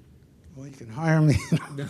I understand. And the 90% figure, that was actually a figure that was in your own report, I believe, the 90% reduction in EMF, correct? Yeah, I put it in as, like I said, a figure of merit. I saw some data and some of the information I was able to round up in a very brief period of time on pipe type, and it seemed like, it's steel. Yes, that's what happens. Just one point on Ann's point. When we're looking at mitigation, I understand the health concerns, and Brian as well. I think that those are some of the major resident concerns, but I think as a town, if we look at mitigation overall and not just the health pieces, but the infrastructure, like I mentioned, and the cost for us to fix a water main, or, we're talking about costs. EFSB records were showing that it was more cost neutral than was represented tonight. But notwithstanding, if you run into issues with ledge, for example, that's going to drive up costs for National Grid, but it's also going to delay things for our residents in terms of construction. My bigger concern is looking at the town as a whole and saying not just the health, which are obviously primary, but what about some of the other considerations here in terms of mitigating that, so we don't have roads that are too filled up underneath when we want to have, DPW put in a new sewer line, for example, or like we have to, kind of do a delicate dance. If there's an option here to have a smaller footprint to achieve the same, that's where I'm getting at. Yeah, can I just, and then we should hear from Rick. I'm gonna let you answer, but then I still have comments that I'm making. I'm letting the board have their say first. So you can answer, and then no more back and forth, and we'll go on to It's someone not a else. back and forth. Okay. I'm answering my colleague. That's right. So, I appreciate what you're saying, Ed. I guess I would want to hear from a professional, not that I don't think you're a professional on this, but I want to hear from someone who's actually doing the construction that this might work. I also think we're not going to know anything until February 14th. So once we get that report back, then maybe we come back as a board and discuss this issue. But I would love Rick to give us comments on that, because you're going to be the one digging into it. You might have some knowledge about the different cables and opinions on that. It's certainly not us, none of whom is well-schooled in the construction of cables. There we go. Thank you. First, we probably have more information on this project from meeting with them and changing things, same with the municipal light department, regarding location and what's in the way, than all the utility lines that exist in the road today. There was no planning done years ago. They stuck them in, and that's where it went. Or very little planning, I should say. This is a lot of planning's gone in looking at this from our end, from their end. How do we avoid conflicts? And where there are conflicts, what are we comfortable with? What can we work with? I don't see a tremendous amount of increased cost to address anything. I also, will there be conflicts? Water break we had on, recently on Water Street, which we caught before it blew up, was abutted a concrete structure, abutted a gas main, abutted a whole bunch of stuff. And we're trying to avoid that on this project. Will there be some that are very close? Absolutely. You can't avoid it. Are there utilities you can't change? Absolutely. Sewer line is gravity. You're not going to move that. It is where it is. Drainage lines are gravity. They are where they are. They're not going to move. Water lines can move up or down because they're under pressure. So I don't see the big concern with repairs or with replacing lines later. We also have options that we can use, especially with, with all of our systems, and we're looking at one right now for water mains, and that's doing a structural lining of a water main, which makes it last for years. You don't have to take the water main out. If we do that, then we're digging in a few locations, and that's all. So I don't see that concern, and that's why we've worked closely with them to figure out where we would have an issue, if we have any at all. Thank you, Rick. So, a few questions from myself right now. Originally, it was stated that the line starting in Woburn, running through Winchester, back to Woburn, Stoneham, then Wakefield, is that correct? Is it going in and out of Woburn, or is it just going Woburn, Winchester, Stoneham, Wakefield? Those are the four. Okay, so out of all four right now, the proposal from National Grid is to put the insulated cable down, the Delta system, correct? That's the proposal from end to end, both Eversource and National Grid's proposal. Okay, so Winchester and Stoneham have approached through the discussion that they would like to go to a different type of cabling. They would like to go into the pipe system. The one question I don't, is it cost neutral between the two? I haven't heard that answer. Yeah, we don't think so, because we would need two cable circuits if it went pipe-type cable versus the single cross-link polyethylene circuit. So, and I'm hearing two different conclusions here on mineral oil. Some, I've heard either that it's safe, and then I've heard that it's toxic. When I did my research on this, the World Health Organization is classifying untreated mineral oils as a Group 1 carcinogen. Is that correct? Are you using, would it be untreated mineral oil, or would it be refined mineral oil that would be in the pipe? These would be refined mineral oils, yep. So you'd be dropping them down into a lower level carcinogen, pretty much. Yeah, I'm not a toxicologist, but it is. Anybody on the board can make that determination?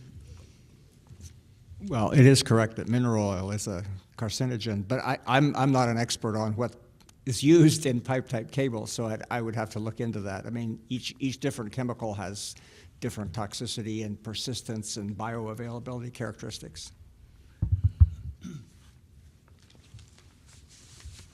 So with the Energy Facility Siting Board, when they make their determination, are they going to be making their determination on the route and the type of pipe, or type of cabling that's going to be required to use? That's correct, right? Yes, because it was raised as an issue by, I think, both Stoneham and Winchester. If it hadn't been raised as an issue, then they would have just accepted our proposal. But because it was heavily contested and there's a lot of information back and forth, and it is going to be part of their decision. Okay, and in your first presentation to us, didn't you state that this is long-term use, preparing for long-term use? So once this cable goes into the ground, it's not connecting to anything that's going to have a draw on it immediately, correct? Do you have any future expansion planned for the use of the new cabling once it goes into ground? I'll try and address that. My name's Jack Martin. I'm a consulting engineer in transmission planning at National Grid. The need for this cable was driven by a contingency situation where we lose other elements in the system. But day to day, hour to hour, as the system operates, this is sort of I think Dr. Cavett called it a balance or something, pressure valve. Well,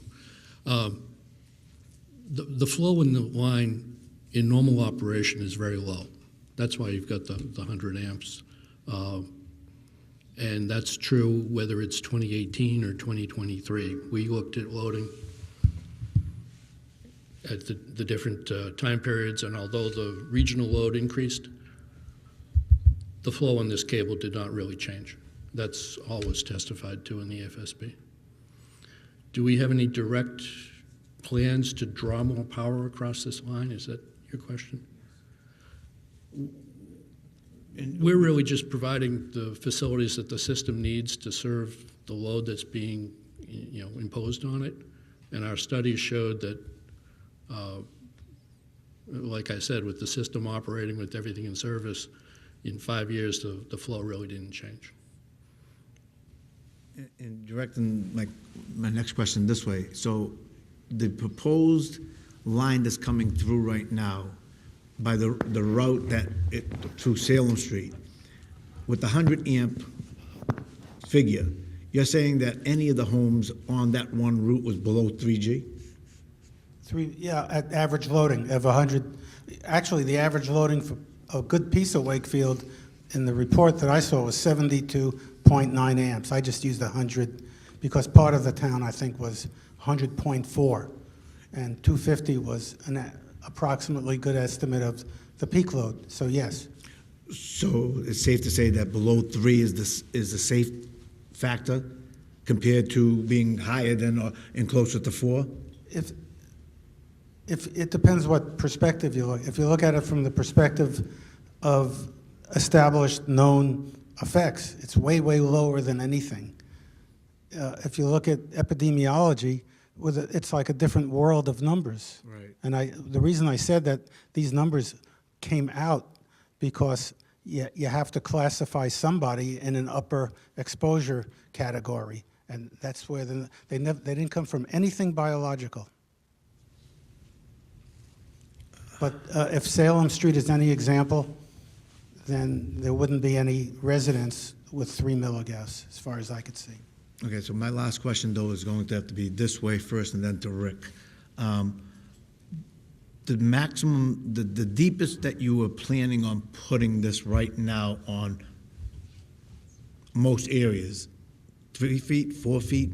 How far down do you plan on going with this block? If you were just to put the cables down now, cover them with cement, how deep would that be in most areas under your proposal? I think our minimum trench depth was about 4 feet to the conductors. In a lot of places, we're deeper than that just because we have to avoid existing utilities that are there. But it's in that range. To you, Rick, you told me earlier that if you go much lower than 4, we run into an issue with water? No, if you go, when you get down into the 4-foot range, remember, there's 2 utilities that are gravity. That's sewer and drainage. When you get down into the 4-5-foot range, on average, you can't run it in that area. You either have to go above it or below it, because those are running by gravity. Water lines, you can turn around and relocate it up or down, either one. The issue is always with sewer and drainage. Okay, but that's, as I said, that's why, I mean, we've had our entire staff from water sewer supervisor to highway supervisor, town engineer, stormwater manager, tree warden, all working to make sure we don't have any issues in the future. Does that mean we won't have issues? No, but we've worked really hard not to make sure that from our point of view, we can fix what we want when we need to, and we're not impacted. Thank you. Ed? So just so we're clear, I know that you are projecting out the 5-year load, but that's not the load capacity. So in 3 years or 5 years' time, there could be a redetermination that, in fact, additional capacity is needed. And this line could offer that capacity, correct? This line has a capability greater than what its average load is going to be, yes. And then, well, what its current anticipated average load is going to be, not necessarily what the average load may be in the future as Well, as I change. stated, we simulated 2018 and 2023, Right. and it really didn't change. And then from 2023 forward, you could increase the current, which would then increase the EMF aspect to it as well, correct? Well, it wouldn't be up to National Grid to increase the current. I mean, the system performs the way that the connected load is requiring it to. I guess I should better phrase the question. The current could be increased in the future, correct? The current could increase, And yes. as the current increases. But I might point out that ISO New England's load forecasts coming out now are essentially flat compared with what they were back 5 years ago. In fact, they're lower. So if anything, I don't think it's going to increase. But the load forecast 15 years ago was obviously not where it is today. That's why you're adding this additional capacity, though, in fairness, correct? Well, as we've stated, the project isn't needed for forecasted load, forecasted growth. It's needed at today's levels, and actually it's needed at levels that we had in prior years. And we were just, I guess just to the board, when we're looking at this in total, when you kind of put the check marks in both columns, I don't see as a town what the advantage to us is of the XLPE line, but I do see a number of benefits to us as a town of pipe-type cable. Even if best case scenario under what National Grid is saying, some of these are net neutrals, where is the negative in going with pipe-type cable over XLPE, which, I think it's not in question that we have the 90% EMF reduction. there's an acknowledgement that it would ultimately be the smaller footprint. So I guess my question is, why, if Stoneham and Winchester have obviously litigated this out or gone through the EFSB process, and they, through considerable efforts, have arrived at that same conclusion, and if the EFSB comes out and does not preliminarily say the pipe-type cable, why would we not, as a town, want to join Winchester and Stoneham in asking for the pipe-type cable in the petition or appeal process at this point? I don't see what the harm is in doing that, but I do see some obvious significant benefits, if nothing else, the EMF reduction by the 90%. So that's just my question to the board, not to, or my statement, I suppose. I can answer. I'm part of the board, or town council, whatever. Future board. I'm sorry, I'm a selectman. Yes, I was just told I was a selectman. I absolutely am following the argument. I guess I just need to see the basis for it. So when you said a smaller footprint, I didn't quite hear a smaller footprint from the folks in National Grid because of the two cables. So I would need to do more, have more research presented to me about the two cables. Not that I'm doubting what you're saying at all, Ed, but I just want to see the information behind that. So am I open to it, to discussing it? Sure, absolutely. And what I said before, I think is true, is we're not going to know until February 14th. I'm just concerned about the amount of time that we have, because our response time, we have a very narrow window Absolutely. after that decision. So I want to make sure that we're ahead of this. And I guess to clarify the two lines you mentioned, were you referring to the 10-inch pipe and then the 5-inch that would go with the pipe-type cable? Is that what you're referring to when you say two pipes? We would, in the system that you're talking about, there's a 10-inch pipe with power conductors in it and a 5-inch pipe that would be typically used as a fluid circulation line. In order for us to make the ratings that the circuit would need on a contingency basis, it was determined that we would need two pipe-type cable circuits. So you're dealing with two, it would probably be 8-inch pipe, but you'd be dealing with two pipes, two cable circuits. And not the concrete encasements that you would have with the XLPE, for example. Most pipe-type cables nowadays are encased in a moderate strength concrete, so you would have, and that's to help with thermal rating and also to give it some mechanical protection. So you would have a concrete encased duct line, if you will. And the manhole 20 versus 30 is the approximate size differential.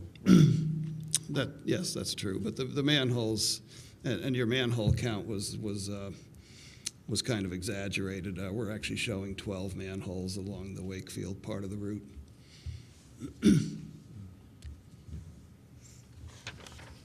And just for perspective, if we put in a two-cable pipe-type cable system just within the town of Wakefield, we're probably looking at roughly 60,000 gallons of this kind of dielectric fluid. So it turns into large quantities, and if it were pipe-type the whole way, it's you can probably double that. So you're dealing with tens of thousands of gallons. So it's not. And it's actually operated at 200 psi, so it's a high pressure system. Even though that has been the workhorse for the last, I'll say, 80 years, the modern trend among utilities nationwide is more and more to put in the solid dielectrics to get away from all the fluid handling issues and the environmental issues that you have in the case that you have a leak. So it's still a viable construction. It's been around for a long time. We're actually down to one remaining manufacturer of pipe-type cable, where there's literally dozens of manufacturers of solid dielectric cable. So there is a long-term concern of, will you be able to get this material as time goes on if the one remaining supplier finds that there's not enough demand. So it has been a workhorse, but in general, the utility industry is moving away from pipe-type cable. It's becoming kind of a niche product. So it's a couple of things. I guess trying to evaluate the actual risk here. And what I'm hearing is overall that there's, while we may wonder, there's no direct correlation between EMF and it being a carcinogen of any sort. There might be a association, as you said, but certainly not a cause and effect relationship. But I'm reading that that the actual fluid in the pipe type cable is a known carcinogen, which is kind of troubling to me that we're, to mitigate one problem, we're going to put 60,000 gallons of a carcinogenic fluid in the ground at 200 psi and run it by everybody's house. I bet if there was no EMF involved here and we were just going to run that pipe in front of people's houses, we would probably have a greater outcry over that than we would over the EMF itself. I'm just surmising, I don't know. Feel free to agree. It might be simple nod of the head. Yeah, and I don't know that pipe type cable filling fluid has been classified as a carcinogen either. I think that's NIH. It's the mineral oils, untreated and mildly treated, on the most recent NIH listing of carcinogens. EMF is not listed as one. I mean, there's hundreds of them, but I don't know if the mineral oil is the same. I'm just curious about that. But I guess my other, so if that doesn't have legs, my other question is just back to your point. You made it the first time we met, was if you walked around your house and measured, the whatever it is, electromagnetic or magnet. Electromagnetic field. I don't know, is it EMF? You said it was not electric, it's a magnetic field, right? So it's only a magnetic field. If you measured the magnetic field created by the appliances in your home and so forth, you would get a higher rating than 3 or 4. And I think you said from just the existing lines on the telephone poles outside your home, you would get a higher rating than what's in the ground, what we're proposing here. Yes, it's possible to get a higher rating. It depends on two things. It depends upon what the current in the wire is and how close you are. And so with appliances, they generally, if they're motorized appliances, they have fields in the hundreds of milligauss close by. Sure. So the two considerations are, yes, as you go away from them, it drops off fairly rapidly. Number two, it's only there when the appliance is running. Sure. And that's clearly the case for magnetic fields, because the magnetic fields are the basis of a motor. That's what causes one part of the motor to repel the other. And anything that, I might just mention that we now have a lot of these wireless chargers. Wireless chargers use magnetic fields to convey the power from the charging stand to your iPhone or whatever it is. And so again, those fields are hundreds of milligauss and so on. So it is ever present in the environment, and we have been using electricity of 60 cycles for 100 years or more, and none of this has really changed national statistics in an adverse way. So I take that as kind of reassuring, but you can never prove a negative. And right, so, right, and that's the struggle here. We could just suggest scary potential outcomes, but we don't have the evidence. Is there, so if I were standing on my front porch and, measured milligauss, I would get some number, and then the line goes in the ground that we're talking about here. Is it higher the next time I measure it on my front porch, or is it about the same, or the same, or let's say I'm 30 feet from the center line? well, here's where a nuance of electric and magnetic fields also comes in, and that is that because they're vector fields, they can either add or subtract. And so, unlike heat that you constantly add and the temperature goes up and so forth, whether or not the magnetic field from the line in the street, let's say, adds or subtracts from fields from your house depends upon the orientation of the relative fields. If they oppose each other, they'll cancel. If they point in the same direction, they'll add. I'm not saying that that's predictable. Right. So in the additive situation, is it materially worse on my front porch, or is it? If you're talking about 3 milligauss or that, and I understand that's not some bright line above this, you're safe, or below it, or I get, you made the point clearly, but you just used the term that a magnetic charger, the one I put my phone on my nightstand, 18 inches from my head every night.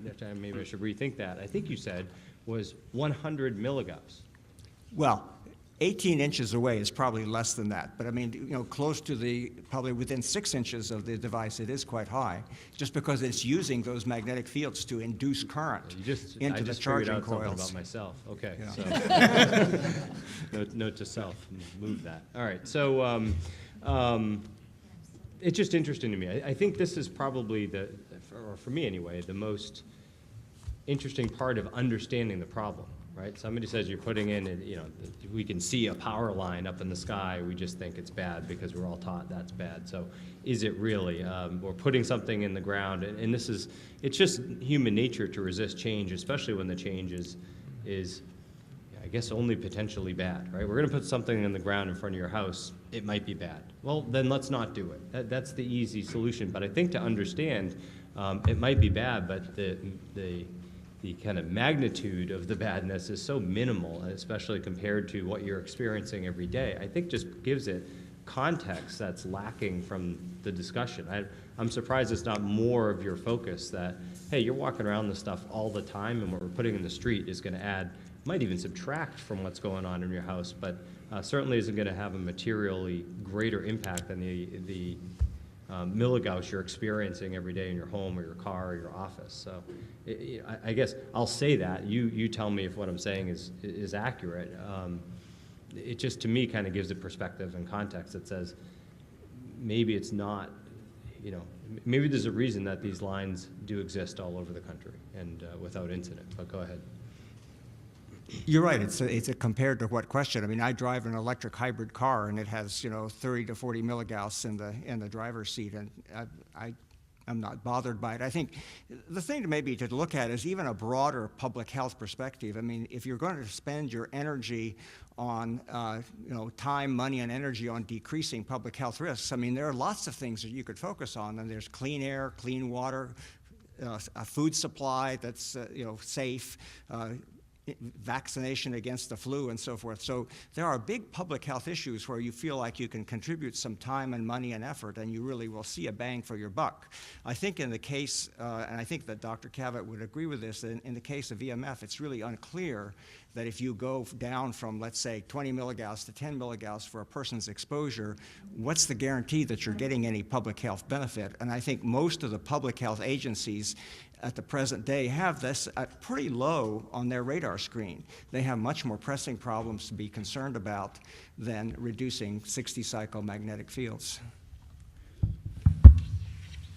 I'm going to be really quick. And National Grid, thanks for showing up. Dr. Cavett, thank you for your report. I didn't wake up on November 15th of last year feeling I had to know everything about EMF, but apparently I know a lot more than I did 2 months ago.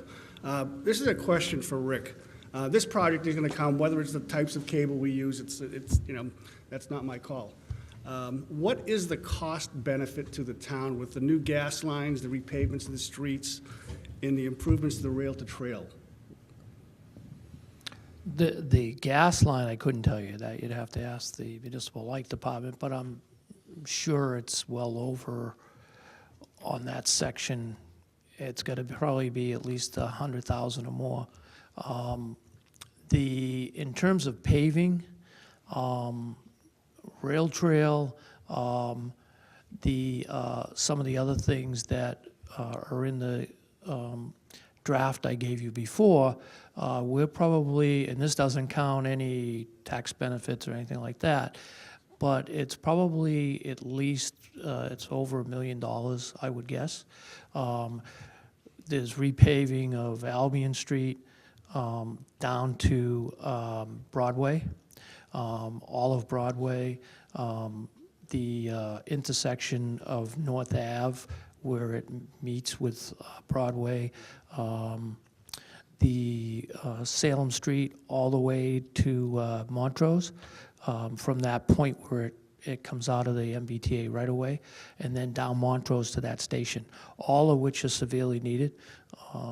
So that would be a huge benefit. There's also some traffic light work that will happen that's not even in the agreement, but that will happen. That'll make an improvement on Broadway and Albion Street. Trying to remember what else was in there. I'd have to look at the thing again, what we had in there, but there was quite a bit in there that does that, so, Like the 7 digits, yes. easily. Thank you. I'm good, Paul. I can jump in. Discussions with Dave Bolson, we're carrying $1 million in that gas line replacement. Ed, you have one more question, but I want to open it up to the public because they've been patiently waiting, so. I know you had originally submitted summer normal estimates in your petition, and I think originally you were at 1570 amp, correct? Can you ask that question again? Sure. The summer normal in your petition, it was originally at 1570. Sound correct to you? Before it was adjusted downwardly? No, I think the summer normal rating of the cable? Right. It originally Oh, was in 15 amps. I'm sorry, I'm Yeah, thinking, amps, I'm correct. thinking in terms of MVA, so it was about 900 something. 938 MVA. Thank you, yes. Right. And then the winter normal is almost the same as the summer long-term emergency, though, isn't that right? Ultimately, it's within like a 5% differential. I'd have to get out my references, but I guess what I'm trying to get at here is... if you're reading from the hearing, I'll take your word for Well, it. notes from, right. But I guess what I'm getting at is, we're talking about this only being, 3 milligauss and the like, but I think that the bigger context of the discussion, to Brian's point, is there are, I think, some other considerations that we have to give. If these lines are even like, if there's an increase of, say, a 2-inch difference between two of the conductors so that the triangle delta configuration is not exactly equilateral, that also has an impact in terms of the magnetic field increase, doesn't it? I mean, we're designing on paper, but we're constructing, with human error and the like. So even those little variations, in addition to the winter average being as high as the summer emergency, in addition to the capacity increases that are well within the realm of possibility beyond 2023, we're no longer talking about 3 milligauss in that context. We're talking about something that we just don't know, but it would presumably be higher and not lower. So it's fair to say that we have that degree of uncertainty right now. A lot of it will depend on what the needs are determined to be in the future. Is that fair?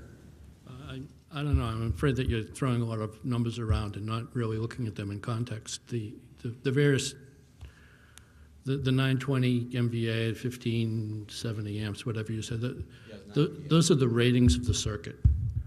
Those aren't indicative of what it's going to be carrying under normal conditions. Okay, that's an upper limit, but the system doesn't operate that way. They don't run things to the edge.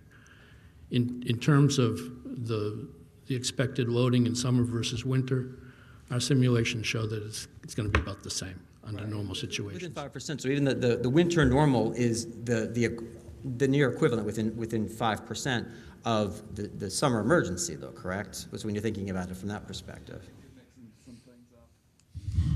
The normal ratings are going to be fairly close to each other between summer and winter, but the emergency ratings are going to be significantly higher than the normal ratings. Now, that doesn't mean that that's how much current that the line carries, but the lines are rated for the infrequent occurrence of a contingency somewhere else on the system, and that's how we size it. But normally they carry very little load just the way they're connected in the system. With the opportunity for that to change. I mean, because we're talking about capacity, and again, I guess that's where I'm at. We're relying upon numbers for the 5 years. I think if we look at this bigger picture in terms of what the capacity is here versus the immediate attended usage, that's where I think there's a bit of a disconnect. So I think 3 milligauss and the like sounds fine today, but where are we going to be 10, 20, 30 years? And I don't think we know that, but I think we do know that there's the capacity to allow for that. And that's, I think, where to answer some of the concerns, from the health perspective. Today, if you look at these numbers in a vacuum, yes. If you look at the numbers that Dr. Cavett did, yes, based on only through 2023. But when you start looking beyond that, that's where the concern lies for me, because I think there's potential here for the town to have higher current going through, higher EMF considerations, and I think we can perhaps get in a different realm at some point in the future. And if we have a means of mitigating that, I'm not talking about killing your project. I'm just looking at it from the town perspective of how we can improve it for our town. And that's where I think the disconnect is. And I've frankly not heard the mineral oil is not carcinogenic because it's refined. So it's not. I think that was acknowledged by National Grid, or believed by National Grid, at least at this point. And that's where the disconnect is for me. I still come back to the question of, hey, if we can do all these things that would address and allay a lot of the concerns and mitigate the project at no cost to us, why aren't we doing it? I mean, the Mystic Woburn line, that's Eversource is right now, using pipeline cable. So it's not like this is some sort of antiquated. It's a reliable technology, but it's certainly not something that's not being used. New Jersey has, a huge order of this going in a lot of projects. Greenwich, Connecticut just did it. I would suspect that the residents of Greenwich were very concerned about making sure they got this project right. So I understand what you're saying from XLP, but I don't think that, as a town, our goals are necessarily our intent is that necessarily as aligned with National Grid's, and I'm looking at it from the town's perspective, and I respect the fact that you're looking at it from your business perspective. And while there may be overlap, I don't think that there's necessarily a marriage of the two. If I could just point out the Mystic Woburn application that you're referring to, that's going to be in parallel with an existing line, which is a pipe type cable, which is why Eversource chose pipe type. My colleague can explain about the disadvantages of trying to run a pipe type cable in parallel with a XLPE cable, but it's not a good choice. So that's why they went with pipe type for that one. At this time, Maureen, do you have? That's not my choice. So at this time, we've had people in the audience that are patiently waiting, so I want to open up public participation for anyone that has questions that they want to direct to either entity or to this board.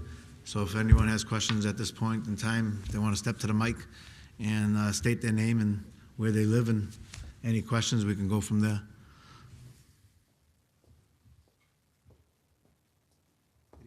Hi, thank you for being here and your service to the town. I'm Christine Ryu. I'm a resident of Wakefield. And I was really interested in this last exchange about the loading and the capacity and the future use and demand. So I'm wondering if you had used the most current ISO New England data, considering all the improvements in energy efficiency that have been had in the state recently and the demonstrated reductions in demand on energy use. Do you think that this project would still be justified? Yes, absolutely. Using the most recent ISO New England data? I've looked at the most recent ISO, they call it the SALT report, the capacity, energy, load, and transmission, contains the ISO's load forecast. And in the course of preparing this project for siting, we looked at what was the critical load level that this project was needed at. That load level, the number that we came up with, is still below what ISO is expecting. Well, let me turn it the other way around, it makes more sense, maybe. The most recent load forecast is above that critical load level. And that's over the next 10 years, and that's with the most recent estimates of photovoltaics and distributed generation and energy efficiency and demand response. So yes, the project is still needed. Didn't you say earlier that demand was going down, though, responding to Ed's question about, them increasing the amount that's flowing through those cables? Didn't you say that it was going to be going down over the next few years? If you were to compare the ISO's load forecast when we did this study originally back in 2010 and then again in 2013 and now, yes, those load forecasts have dropped. But the existing load levels that we're at and the load level that is forecasted for the next 10 years is still above the critical load level that we need this project for. Okay, thank you. Basically, it showed that this project has been needed for quite a few years.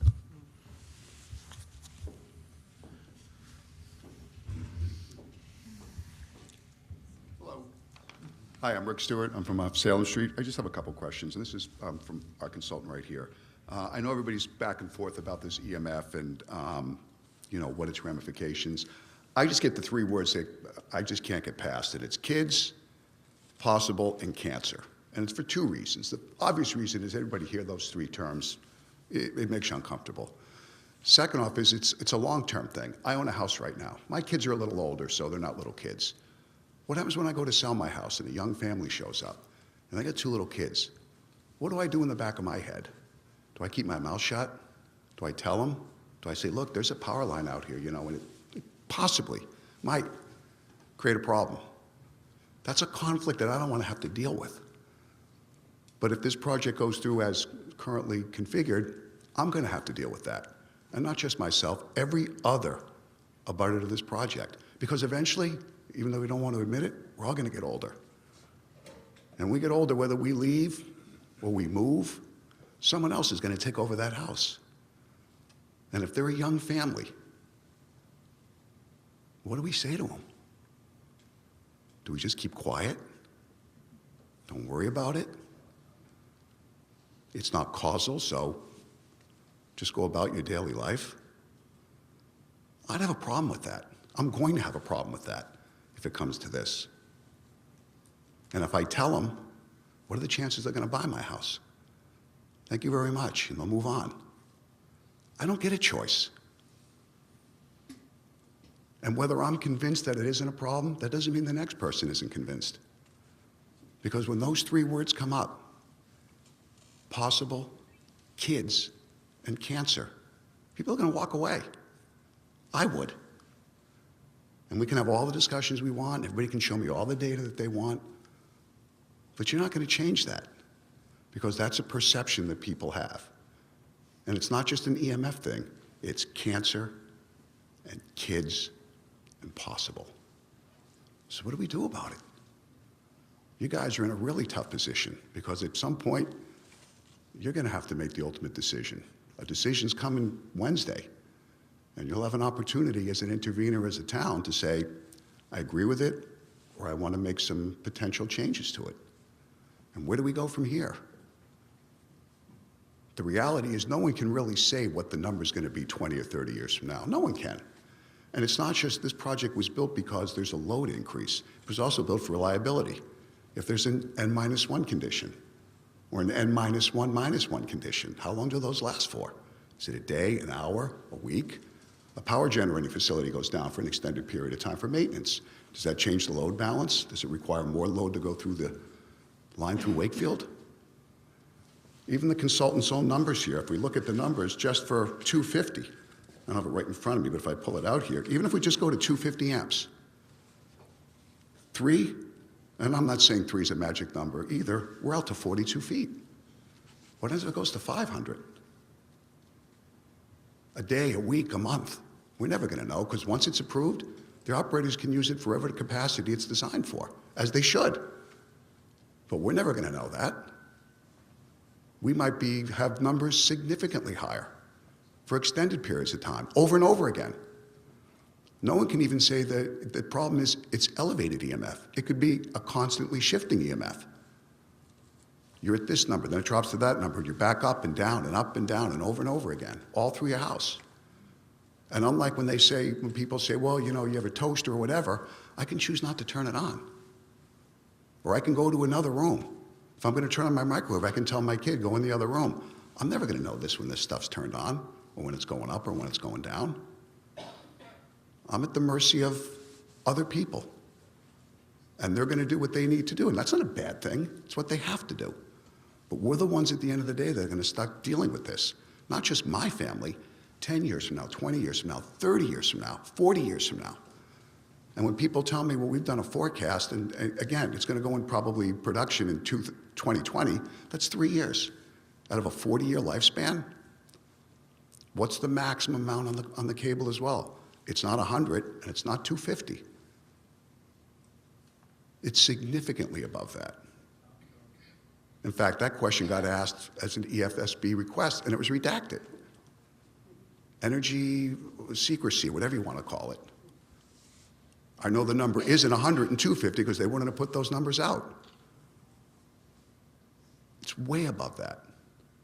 So for each person that's on this line, that's on this primary line, there's a lot of people in Wakefield, not to mention the other towns. We're beholden to these decisions. Our kids, their kids, and so on and so forth, all through these towns. This is serious stuff. And everybody's entitled to their own opinion, and I respect that as much as anything. But from where I sit, and a lot of people I've talked to, those three words, kids, cancer, impossible, you're not going to get around those. You're just not. So what do we do as a town at this point? We can talk about pipe type, maybe.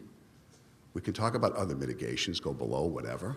We could even talk about how do we even mitigate it? Are there some places we could send it? I've been an advocate of New Salem Street forever. And I've heard a lot of reasons why we can't. I think there's a lot of reasons why we can. Granted, it's not a perfect solution because in essence you're sending it down another road, but should more people be exposed or fewer people be exposed? Does it make sense to share the burden with the business community? Does it not make sense to share with the business community? These are answers that have to be, unfortunately, you guys have to decide those things. Certainly, I would be a believer in that a shared burden is not an inappropriate thing. We have an industrial area for a reason. If we're going to impact fewer people, it's going to be shorter, means less time in town. That makes a lot of sense. There's also this concept of if there's cost-effective ways to minimize EMF. Well, it's almost $3 million cheaper.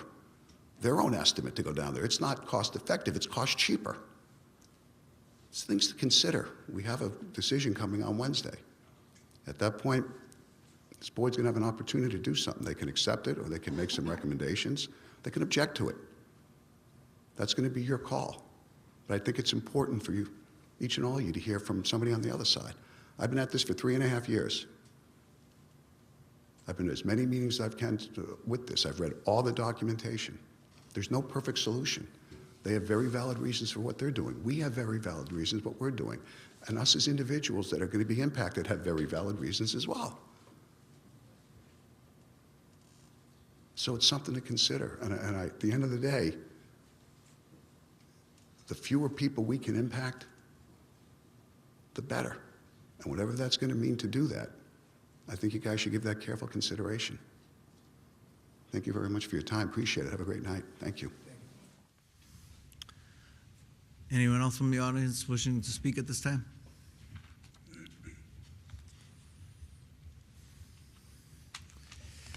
Okay, seeing no one from the audience. Members of the board, do we have any last comments, or do we just? Do you have a question, sir? No, I'm making a suggestion that we give, in light of the fact that we know when the decision is coming, Mr. Chairman, Yes. and in light of the short timeline that we have, if we, as an intervener, to appeal that decision, I think that we would have to act tonight or convene another meeting within a couple days' time in order to fit within the window if we determine we want to appeal that decision. I would offer a motion that we, in the event the decision comes down that the XLPE is preliminarily to be used, we would join Winchester and Stoneham in intervening and appealing and asking that pipe type cable be used in place of XLPE to address the myriad concerns that have been brought before us. I'm more interested right now that I think we should move to close the public hearing first, and then move forward to determine what's the next date that we all can meet, and then move into a motion. But if you want to make that as a motion now, you have that opportunity to, but I think we should, our decisions don't need to be made tonight, in my opinion. I think that, and speaking with Mr. Mullen too, we have a very narrow window of time once that decision comes out. February 22nd we have until, once it comes out on the 14th, we have until February 22nd. So we'll have to do our due diligence to have a meeting again before the 22nd, and preferably the 20th will be the date that we set for our next hearing. But we're going to close the public hearing. I think it would be the best issue to do at this point, and then deliberate once we have the information on the 14th. That's the best course of action, unless others disagree. I'm just concerned if we're convening on the 20th, that gives us about 48 hours. So that doesn't make a whole lot of practical sense. We were talking about this Friday.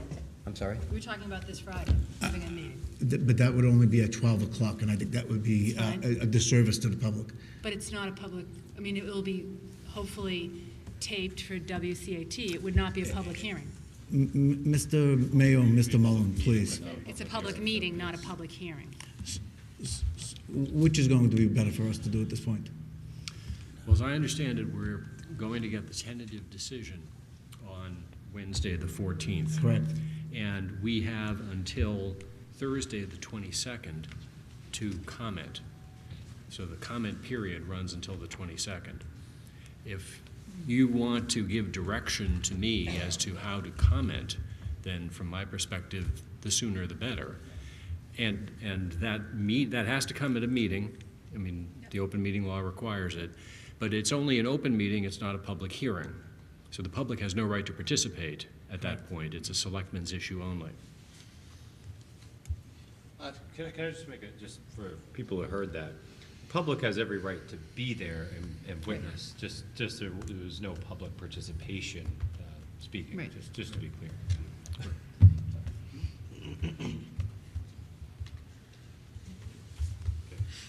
Yes. I still have a motion that, as a matter of procedure, if it's Yes. seconded, it can be acted upon. That's right. So you made the motion. Do I have a second on Ed's motion? I will second Ed's motion. Ed seconded it in further discussion. What would the will of the... Just point of order, just repeat the motion. Yes. What is it? So the motion is that once the EFSB equals its preliminary decision, in the event it is identifying XLPE as the transmission line, we would join Winchester and Stoneham in asking as an intervener that they instead go with the pipe-type cable. I'm feeling like we can't make that decision until we read the report. There's going to be other issues in the report. I think we see the decision, and then I feel very uncomfortable making that decision right now without having read the report that comes out in 2 days. I don't understand doing that vote now, and then reading the report in 2 days, and then meeting again and deliberating again on what is said in the report. I feel the same way. I'm not saying I would not want to join them, but I don't want to make that motion now without seeing the report. I don't feel like I have enough in front of me. Any other comments from the floor? I mean, I think looking at this, we've kind of debated this ad nauseum. We understand National Grid has been generous with their time. They've stated their position to us. I don't think anything in the report is going to sway the concerns or assuage the concerns that we have as a community. I mean, I think, frankly, that's just kicking the can down the road. And I think I would rather have Attorney Mullen have a course of action directed by the board once that decision comes down, so that we can do the most thorough job of ensuring that we're representing, the residents' interests. Yep, and I've always represented the residents' interests. I'm just not convinced that what you're suggesting is something we automatically want to do. I would like to see what Winchester and Stoneham do. I want to see more. I want to know more information about the pipe-type cable. I just want to know more behind that. I've heard that that's the old kind of cable, and more people are now, modern work, modern construction is using what was presented, so what was suggested. So it's for my own edification that I would like to know a little bit more about what you presented. That's it. I think, though, we do know already that the EMF levels are down by 90%. That's been acknowledged by Dr. Cavett and acknowledged by National Grid. So that's not going to change based upon the report that we get from or the decision from the EFSB. But it does create a time crunch for us, and I do think that in order for Mr. Mullen to make sure he does, the job that we want of him. Excuse me, everything this way, please. Brian has a comment. That he wants to make. I think we should wait. I'm sure Mr. Mullen would appreciate the extra 48 hours or something, but I don't know what's going to be in that report. To say whatever the report says, if it doesn't select this particular cable, we're joining these other towns in some opposition to it. Whoa, let's just read what it says. I think it's way premature trying to do something preemptive here. let's first read the report, see what it says, we're about to get more information to influence our decision from a credible source that has done a big study. I see no reason to accelerate and assume that that we're not gonna like what it says and we want to oppose it. It's just, I can't join something that's a hypothetical. If it doesn't have one thing in it that we're looking for, we will oppose it. It might have 5 things in there that are great. Your motion would lock us into opposing it, even if it says we're not going to use that cable, but we're going to move the whole thing down Salem Street, New Salem Street, because that's a great plan. I think we might think, oh, bird in the hand here, guys, this makes a lot of sense. Big part of his point. If it says that, the last thing I want to do is have a blanket, we oppose this. So I think we should wait, see what it says. There's no harm in it. It's a comment period. It's not an appeal period. I'm not hearing some sort of statute of limitations that runs and we're foreclosed from taking action after the 20th, nor do I hear any contention that we're going to miss the 20th as a date if we read the report that's coming out in 2 days. So I think we should just hold our horses, read the report, get all of the data, and then make a decision. That's all. And we might very well do exactly what you're saying, but just give it a minute. That's all. Peter?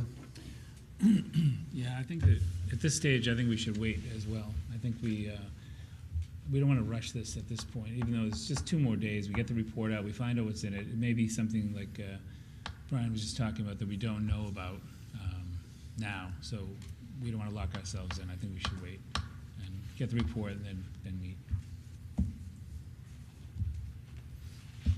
Okay.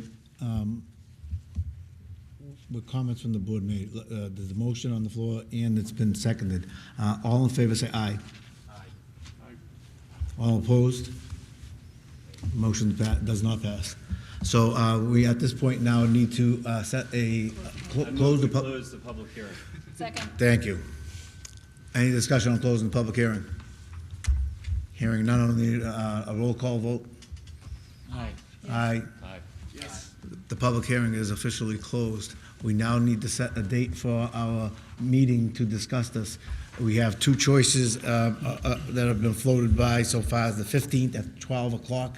So just kind of point of order on that too. I think, maybe I have council confirm, I think the activity we would do is actually continue this meeting until such time, right? That would be the activity? So we might not want to just decide a time right now and take a vote on it. I think at the end of tonight's meeting, we move to continue tonight's Selectmen's meeting to Friday was suggested, or Tuesday. No, you would continue a public hearing, but this public hearing is now closed. If you want to set another open meeting, now would be the time to do it if you wanted to do it, say, Thursday or Friday. Okay. I was just thinking not to avoid notice because we want to avoid notice, but it'd be just cleaner to say, hey, we're going to continue this discussion to Friday at noon. Everybody knows that it's on TV rather than starting a whole new hearing on it, but a new meeting, excuse me, but whatever's right. So again, the 2 choices that I've heard was the 15th at 12 and the 20th at 7. 16. Why 16? Friday? What's Friday? 16. Friday's the 16th. So we're going to do just the 15th or the 16th and not move to the 20th? I think the 20th makes more sense, because if you're saying you want time to review this report, it only issues on the 14th. I mean, how are we going to be able to even communicate with Stoneham or Winchester meaningfully in that short amount of time? I think we'd have to do the evening of the 20th in that case. But that doesn't give Tom any time to, right, but I don't know why would we need to communicate. I don't know why we Through need to Mr. Chair, communicate with them. I don't know why we need to communicate with Stoneham and Winchester. Well, I guess what I'm saying is, I don't know what it is that's going to be in this report that, because the two routes and the 2 cable types are being considered. I mean, I think that's known. I think National Grid would acknowledge that. So it's going to be one of 2 routes, and it's going to be one of 2 cable types. And so I don't know that there's going to be, more beyond that. That's why I'm confused about why we just want to set this into motion. I think Friday is a good time to do it, and I'm actually confused now because you just got through saying that doing it on the 20th is too late and there's not enough time because it's on the 22nd, so we said let's move it to Friday. Now you're saying do it on the 20th. Well, because you're saying you want to be reviewing the report. I don't think we need to have a delay at all, is what I'm saying. But if you're going to have a delay, then have a delay. I'm in favor of Friday at noon. That gives me plenty of time. 2 days to review the I'd report. like to get on it, Good. and if we need to take action, it gives us a weekend to think about it, and a good part of the next week to actually engage in some activity. Well, Monday's the holiday, and what was the date? The 20th. The 20th is the date, Mr. Muller? Yeah, that's Tuesday. So that's Tuesday, so if we discuss on Friday at noon, then we have 19th is Monday, the holiday, and then the response would be due on the 20th. 22nd. 22nd, okay. So, can I put forth a motion? Would someone please put forward Okay, a so motion? the motion is that we have a meeting on the 16th at noon time. That's this Friday. I guess Second. that still can, okay, yes. So right now, there is a motion on the floor to have, excuse me. Check that WCAT is available. Oh, yes. We can have it a million places. It doesn't have to be. I think we should do We it can at have Town it a Hall, million in the places. front Has conference. to be videotaped. We can do it, they can set up there, right? They set up here. Right? Saying, are they available to do it? To videotape. To videotape They it, set not up at a post. dog park, they can set up there. But are they available? I'm Excuse me. saying, Tony. Their studios is much easier for them. Okay. I mean, Studio. is that okay? Friday at noon? WCAT, yes? Someone say yes? Or no?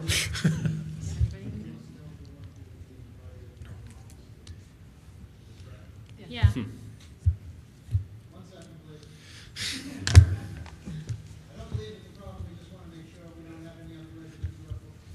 That's why I asked. Okay, so Okay, the motion thank on the you. floor right now is to conduct a meeting on Friday, the 16th at noon time at WCAT's facilities. Second. Any discussion? Hearing none, all in favor, say aye. Aye. Opposed? Thank you very much. That's when our next meeting will be at that time. Is there any further discussion now for this meeting? If not, I'll entertain a motion to adjourn. I'd like to make a motion to adjourn. I need a motion to adjourn is made and seconded. All in favor, say aye. Aye, Yes. thank you. Doctor, thank you very much. Thank you, Doctor. National Grid, thank you very much. Thank you very much. Thank you very much, Everyone's welcome. everyone.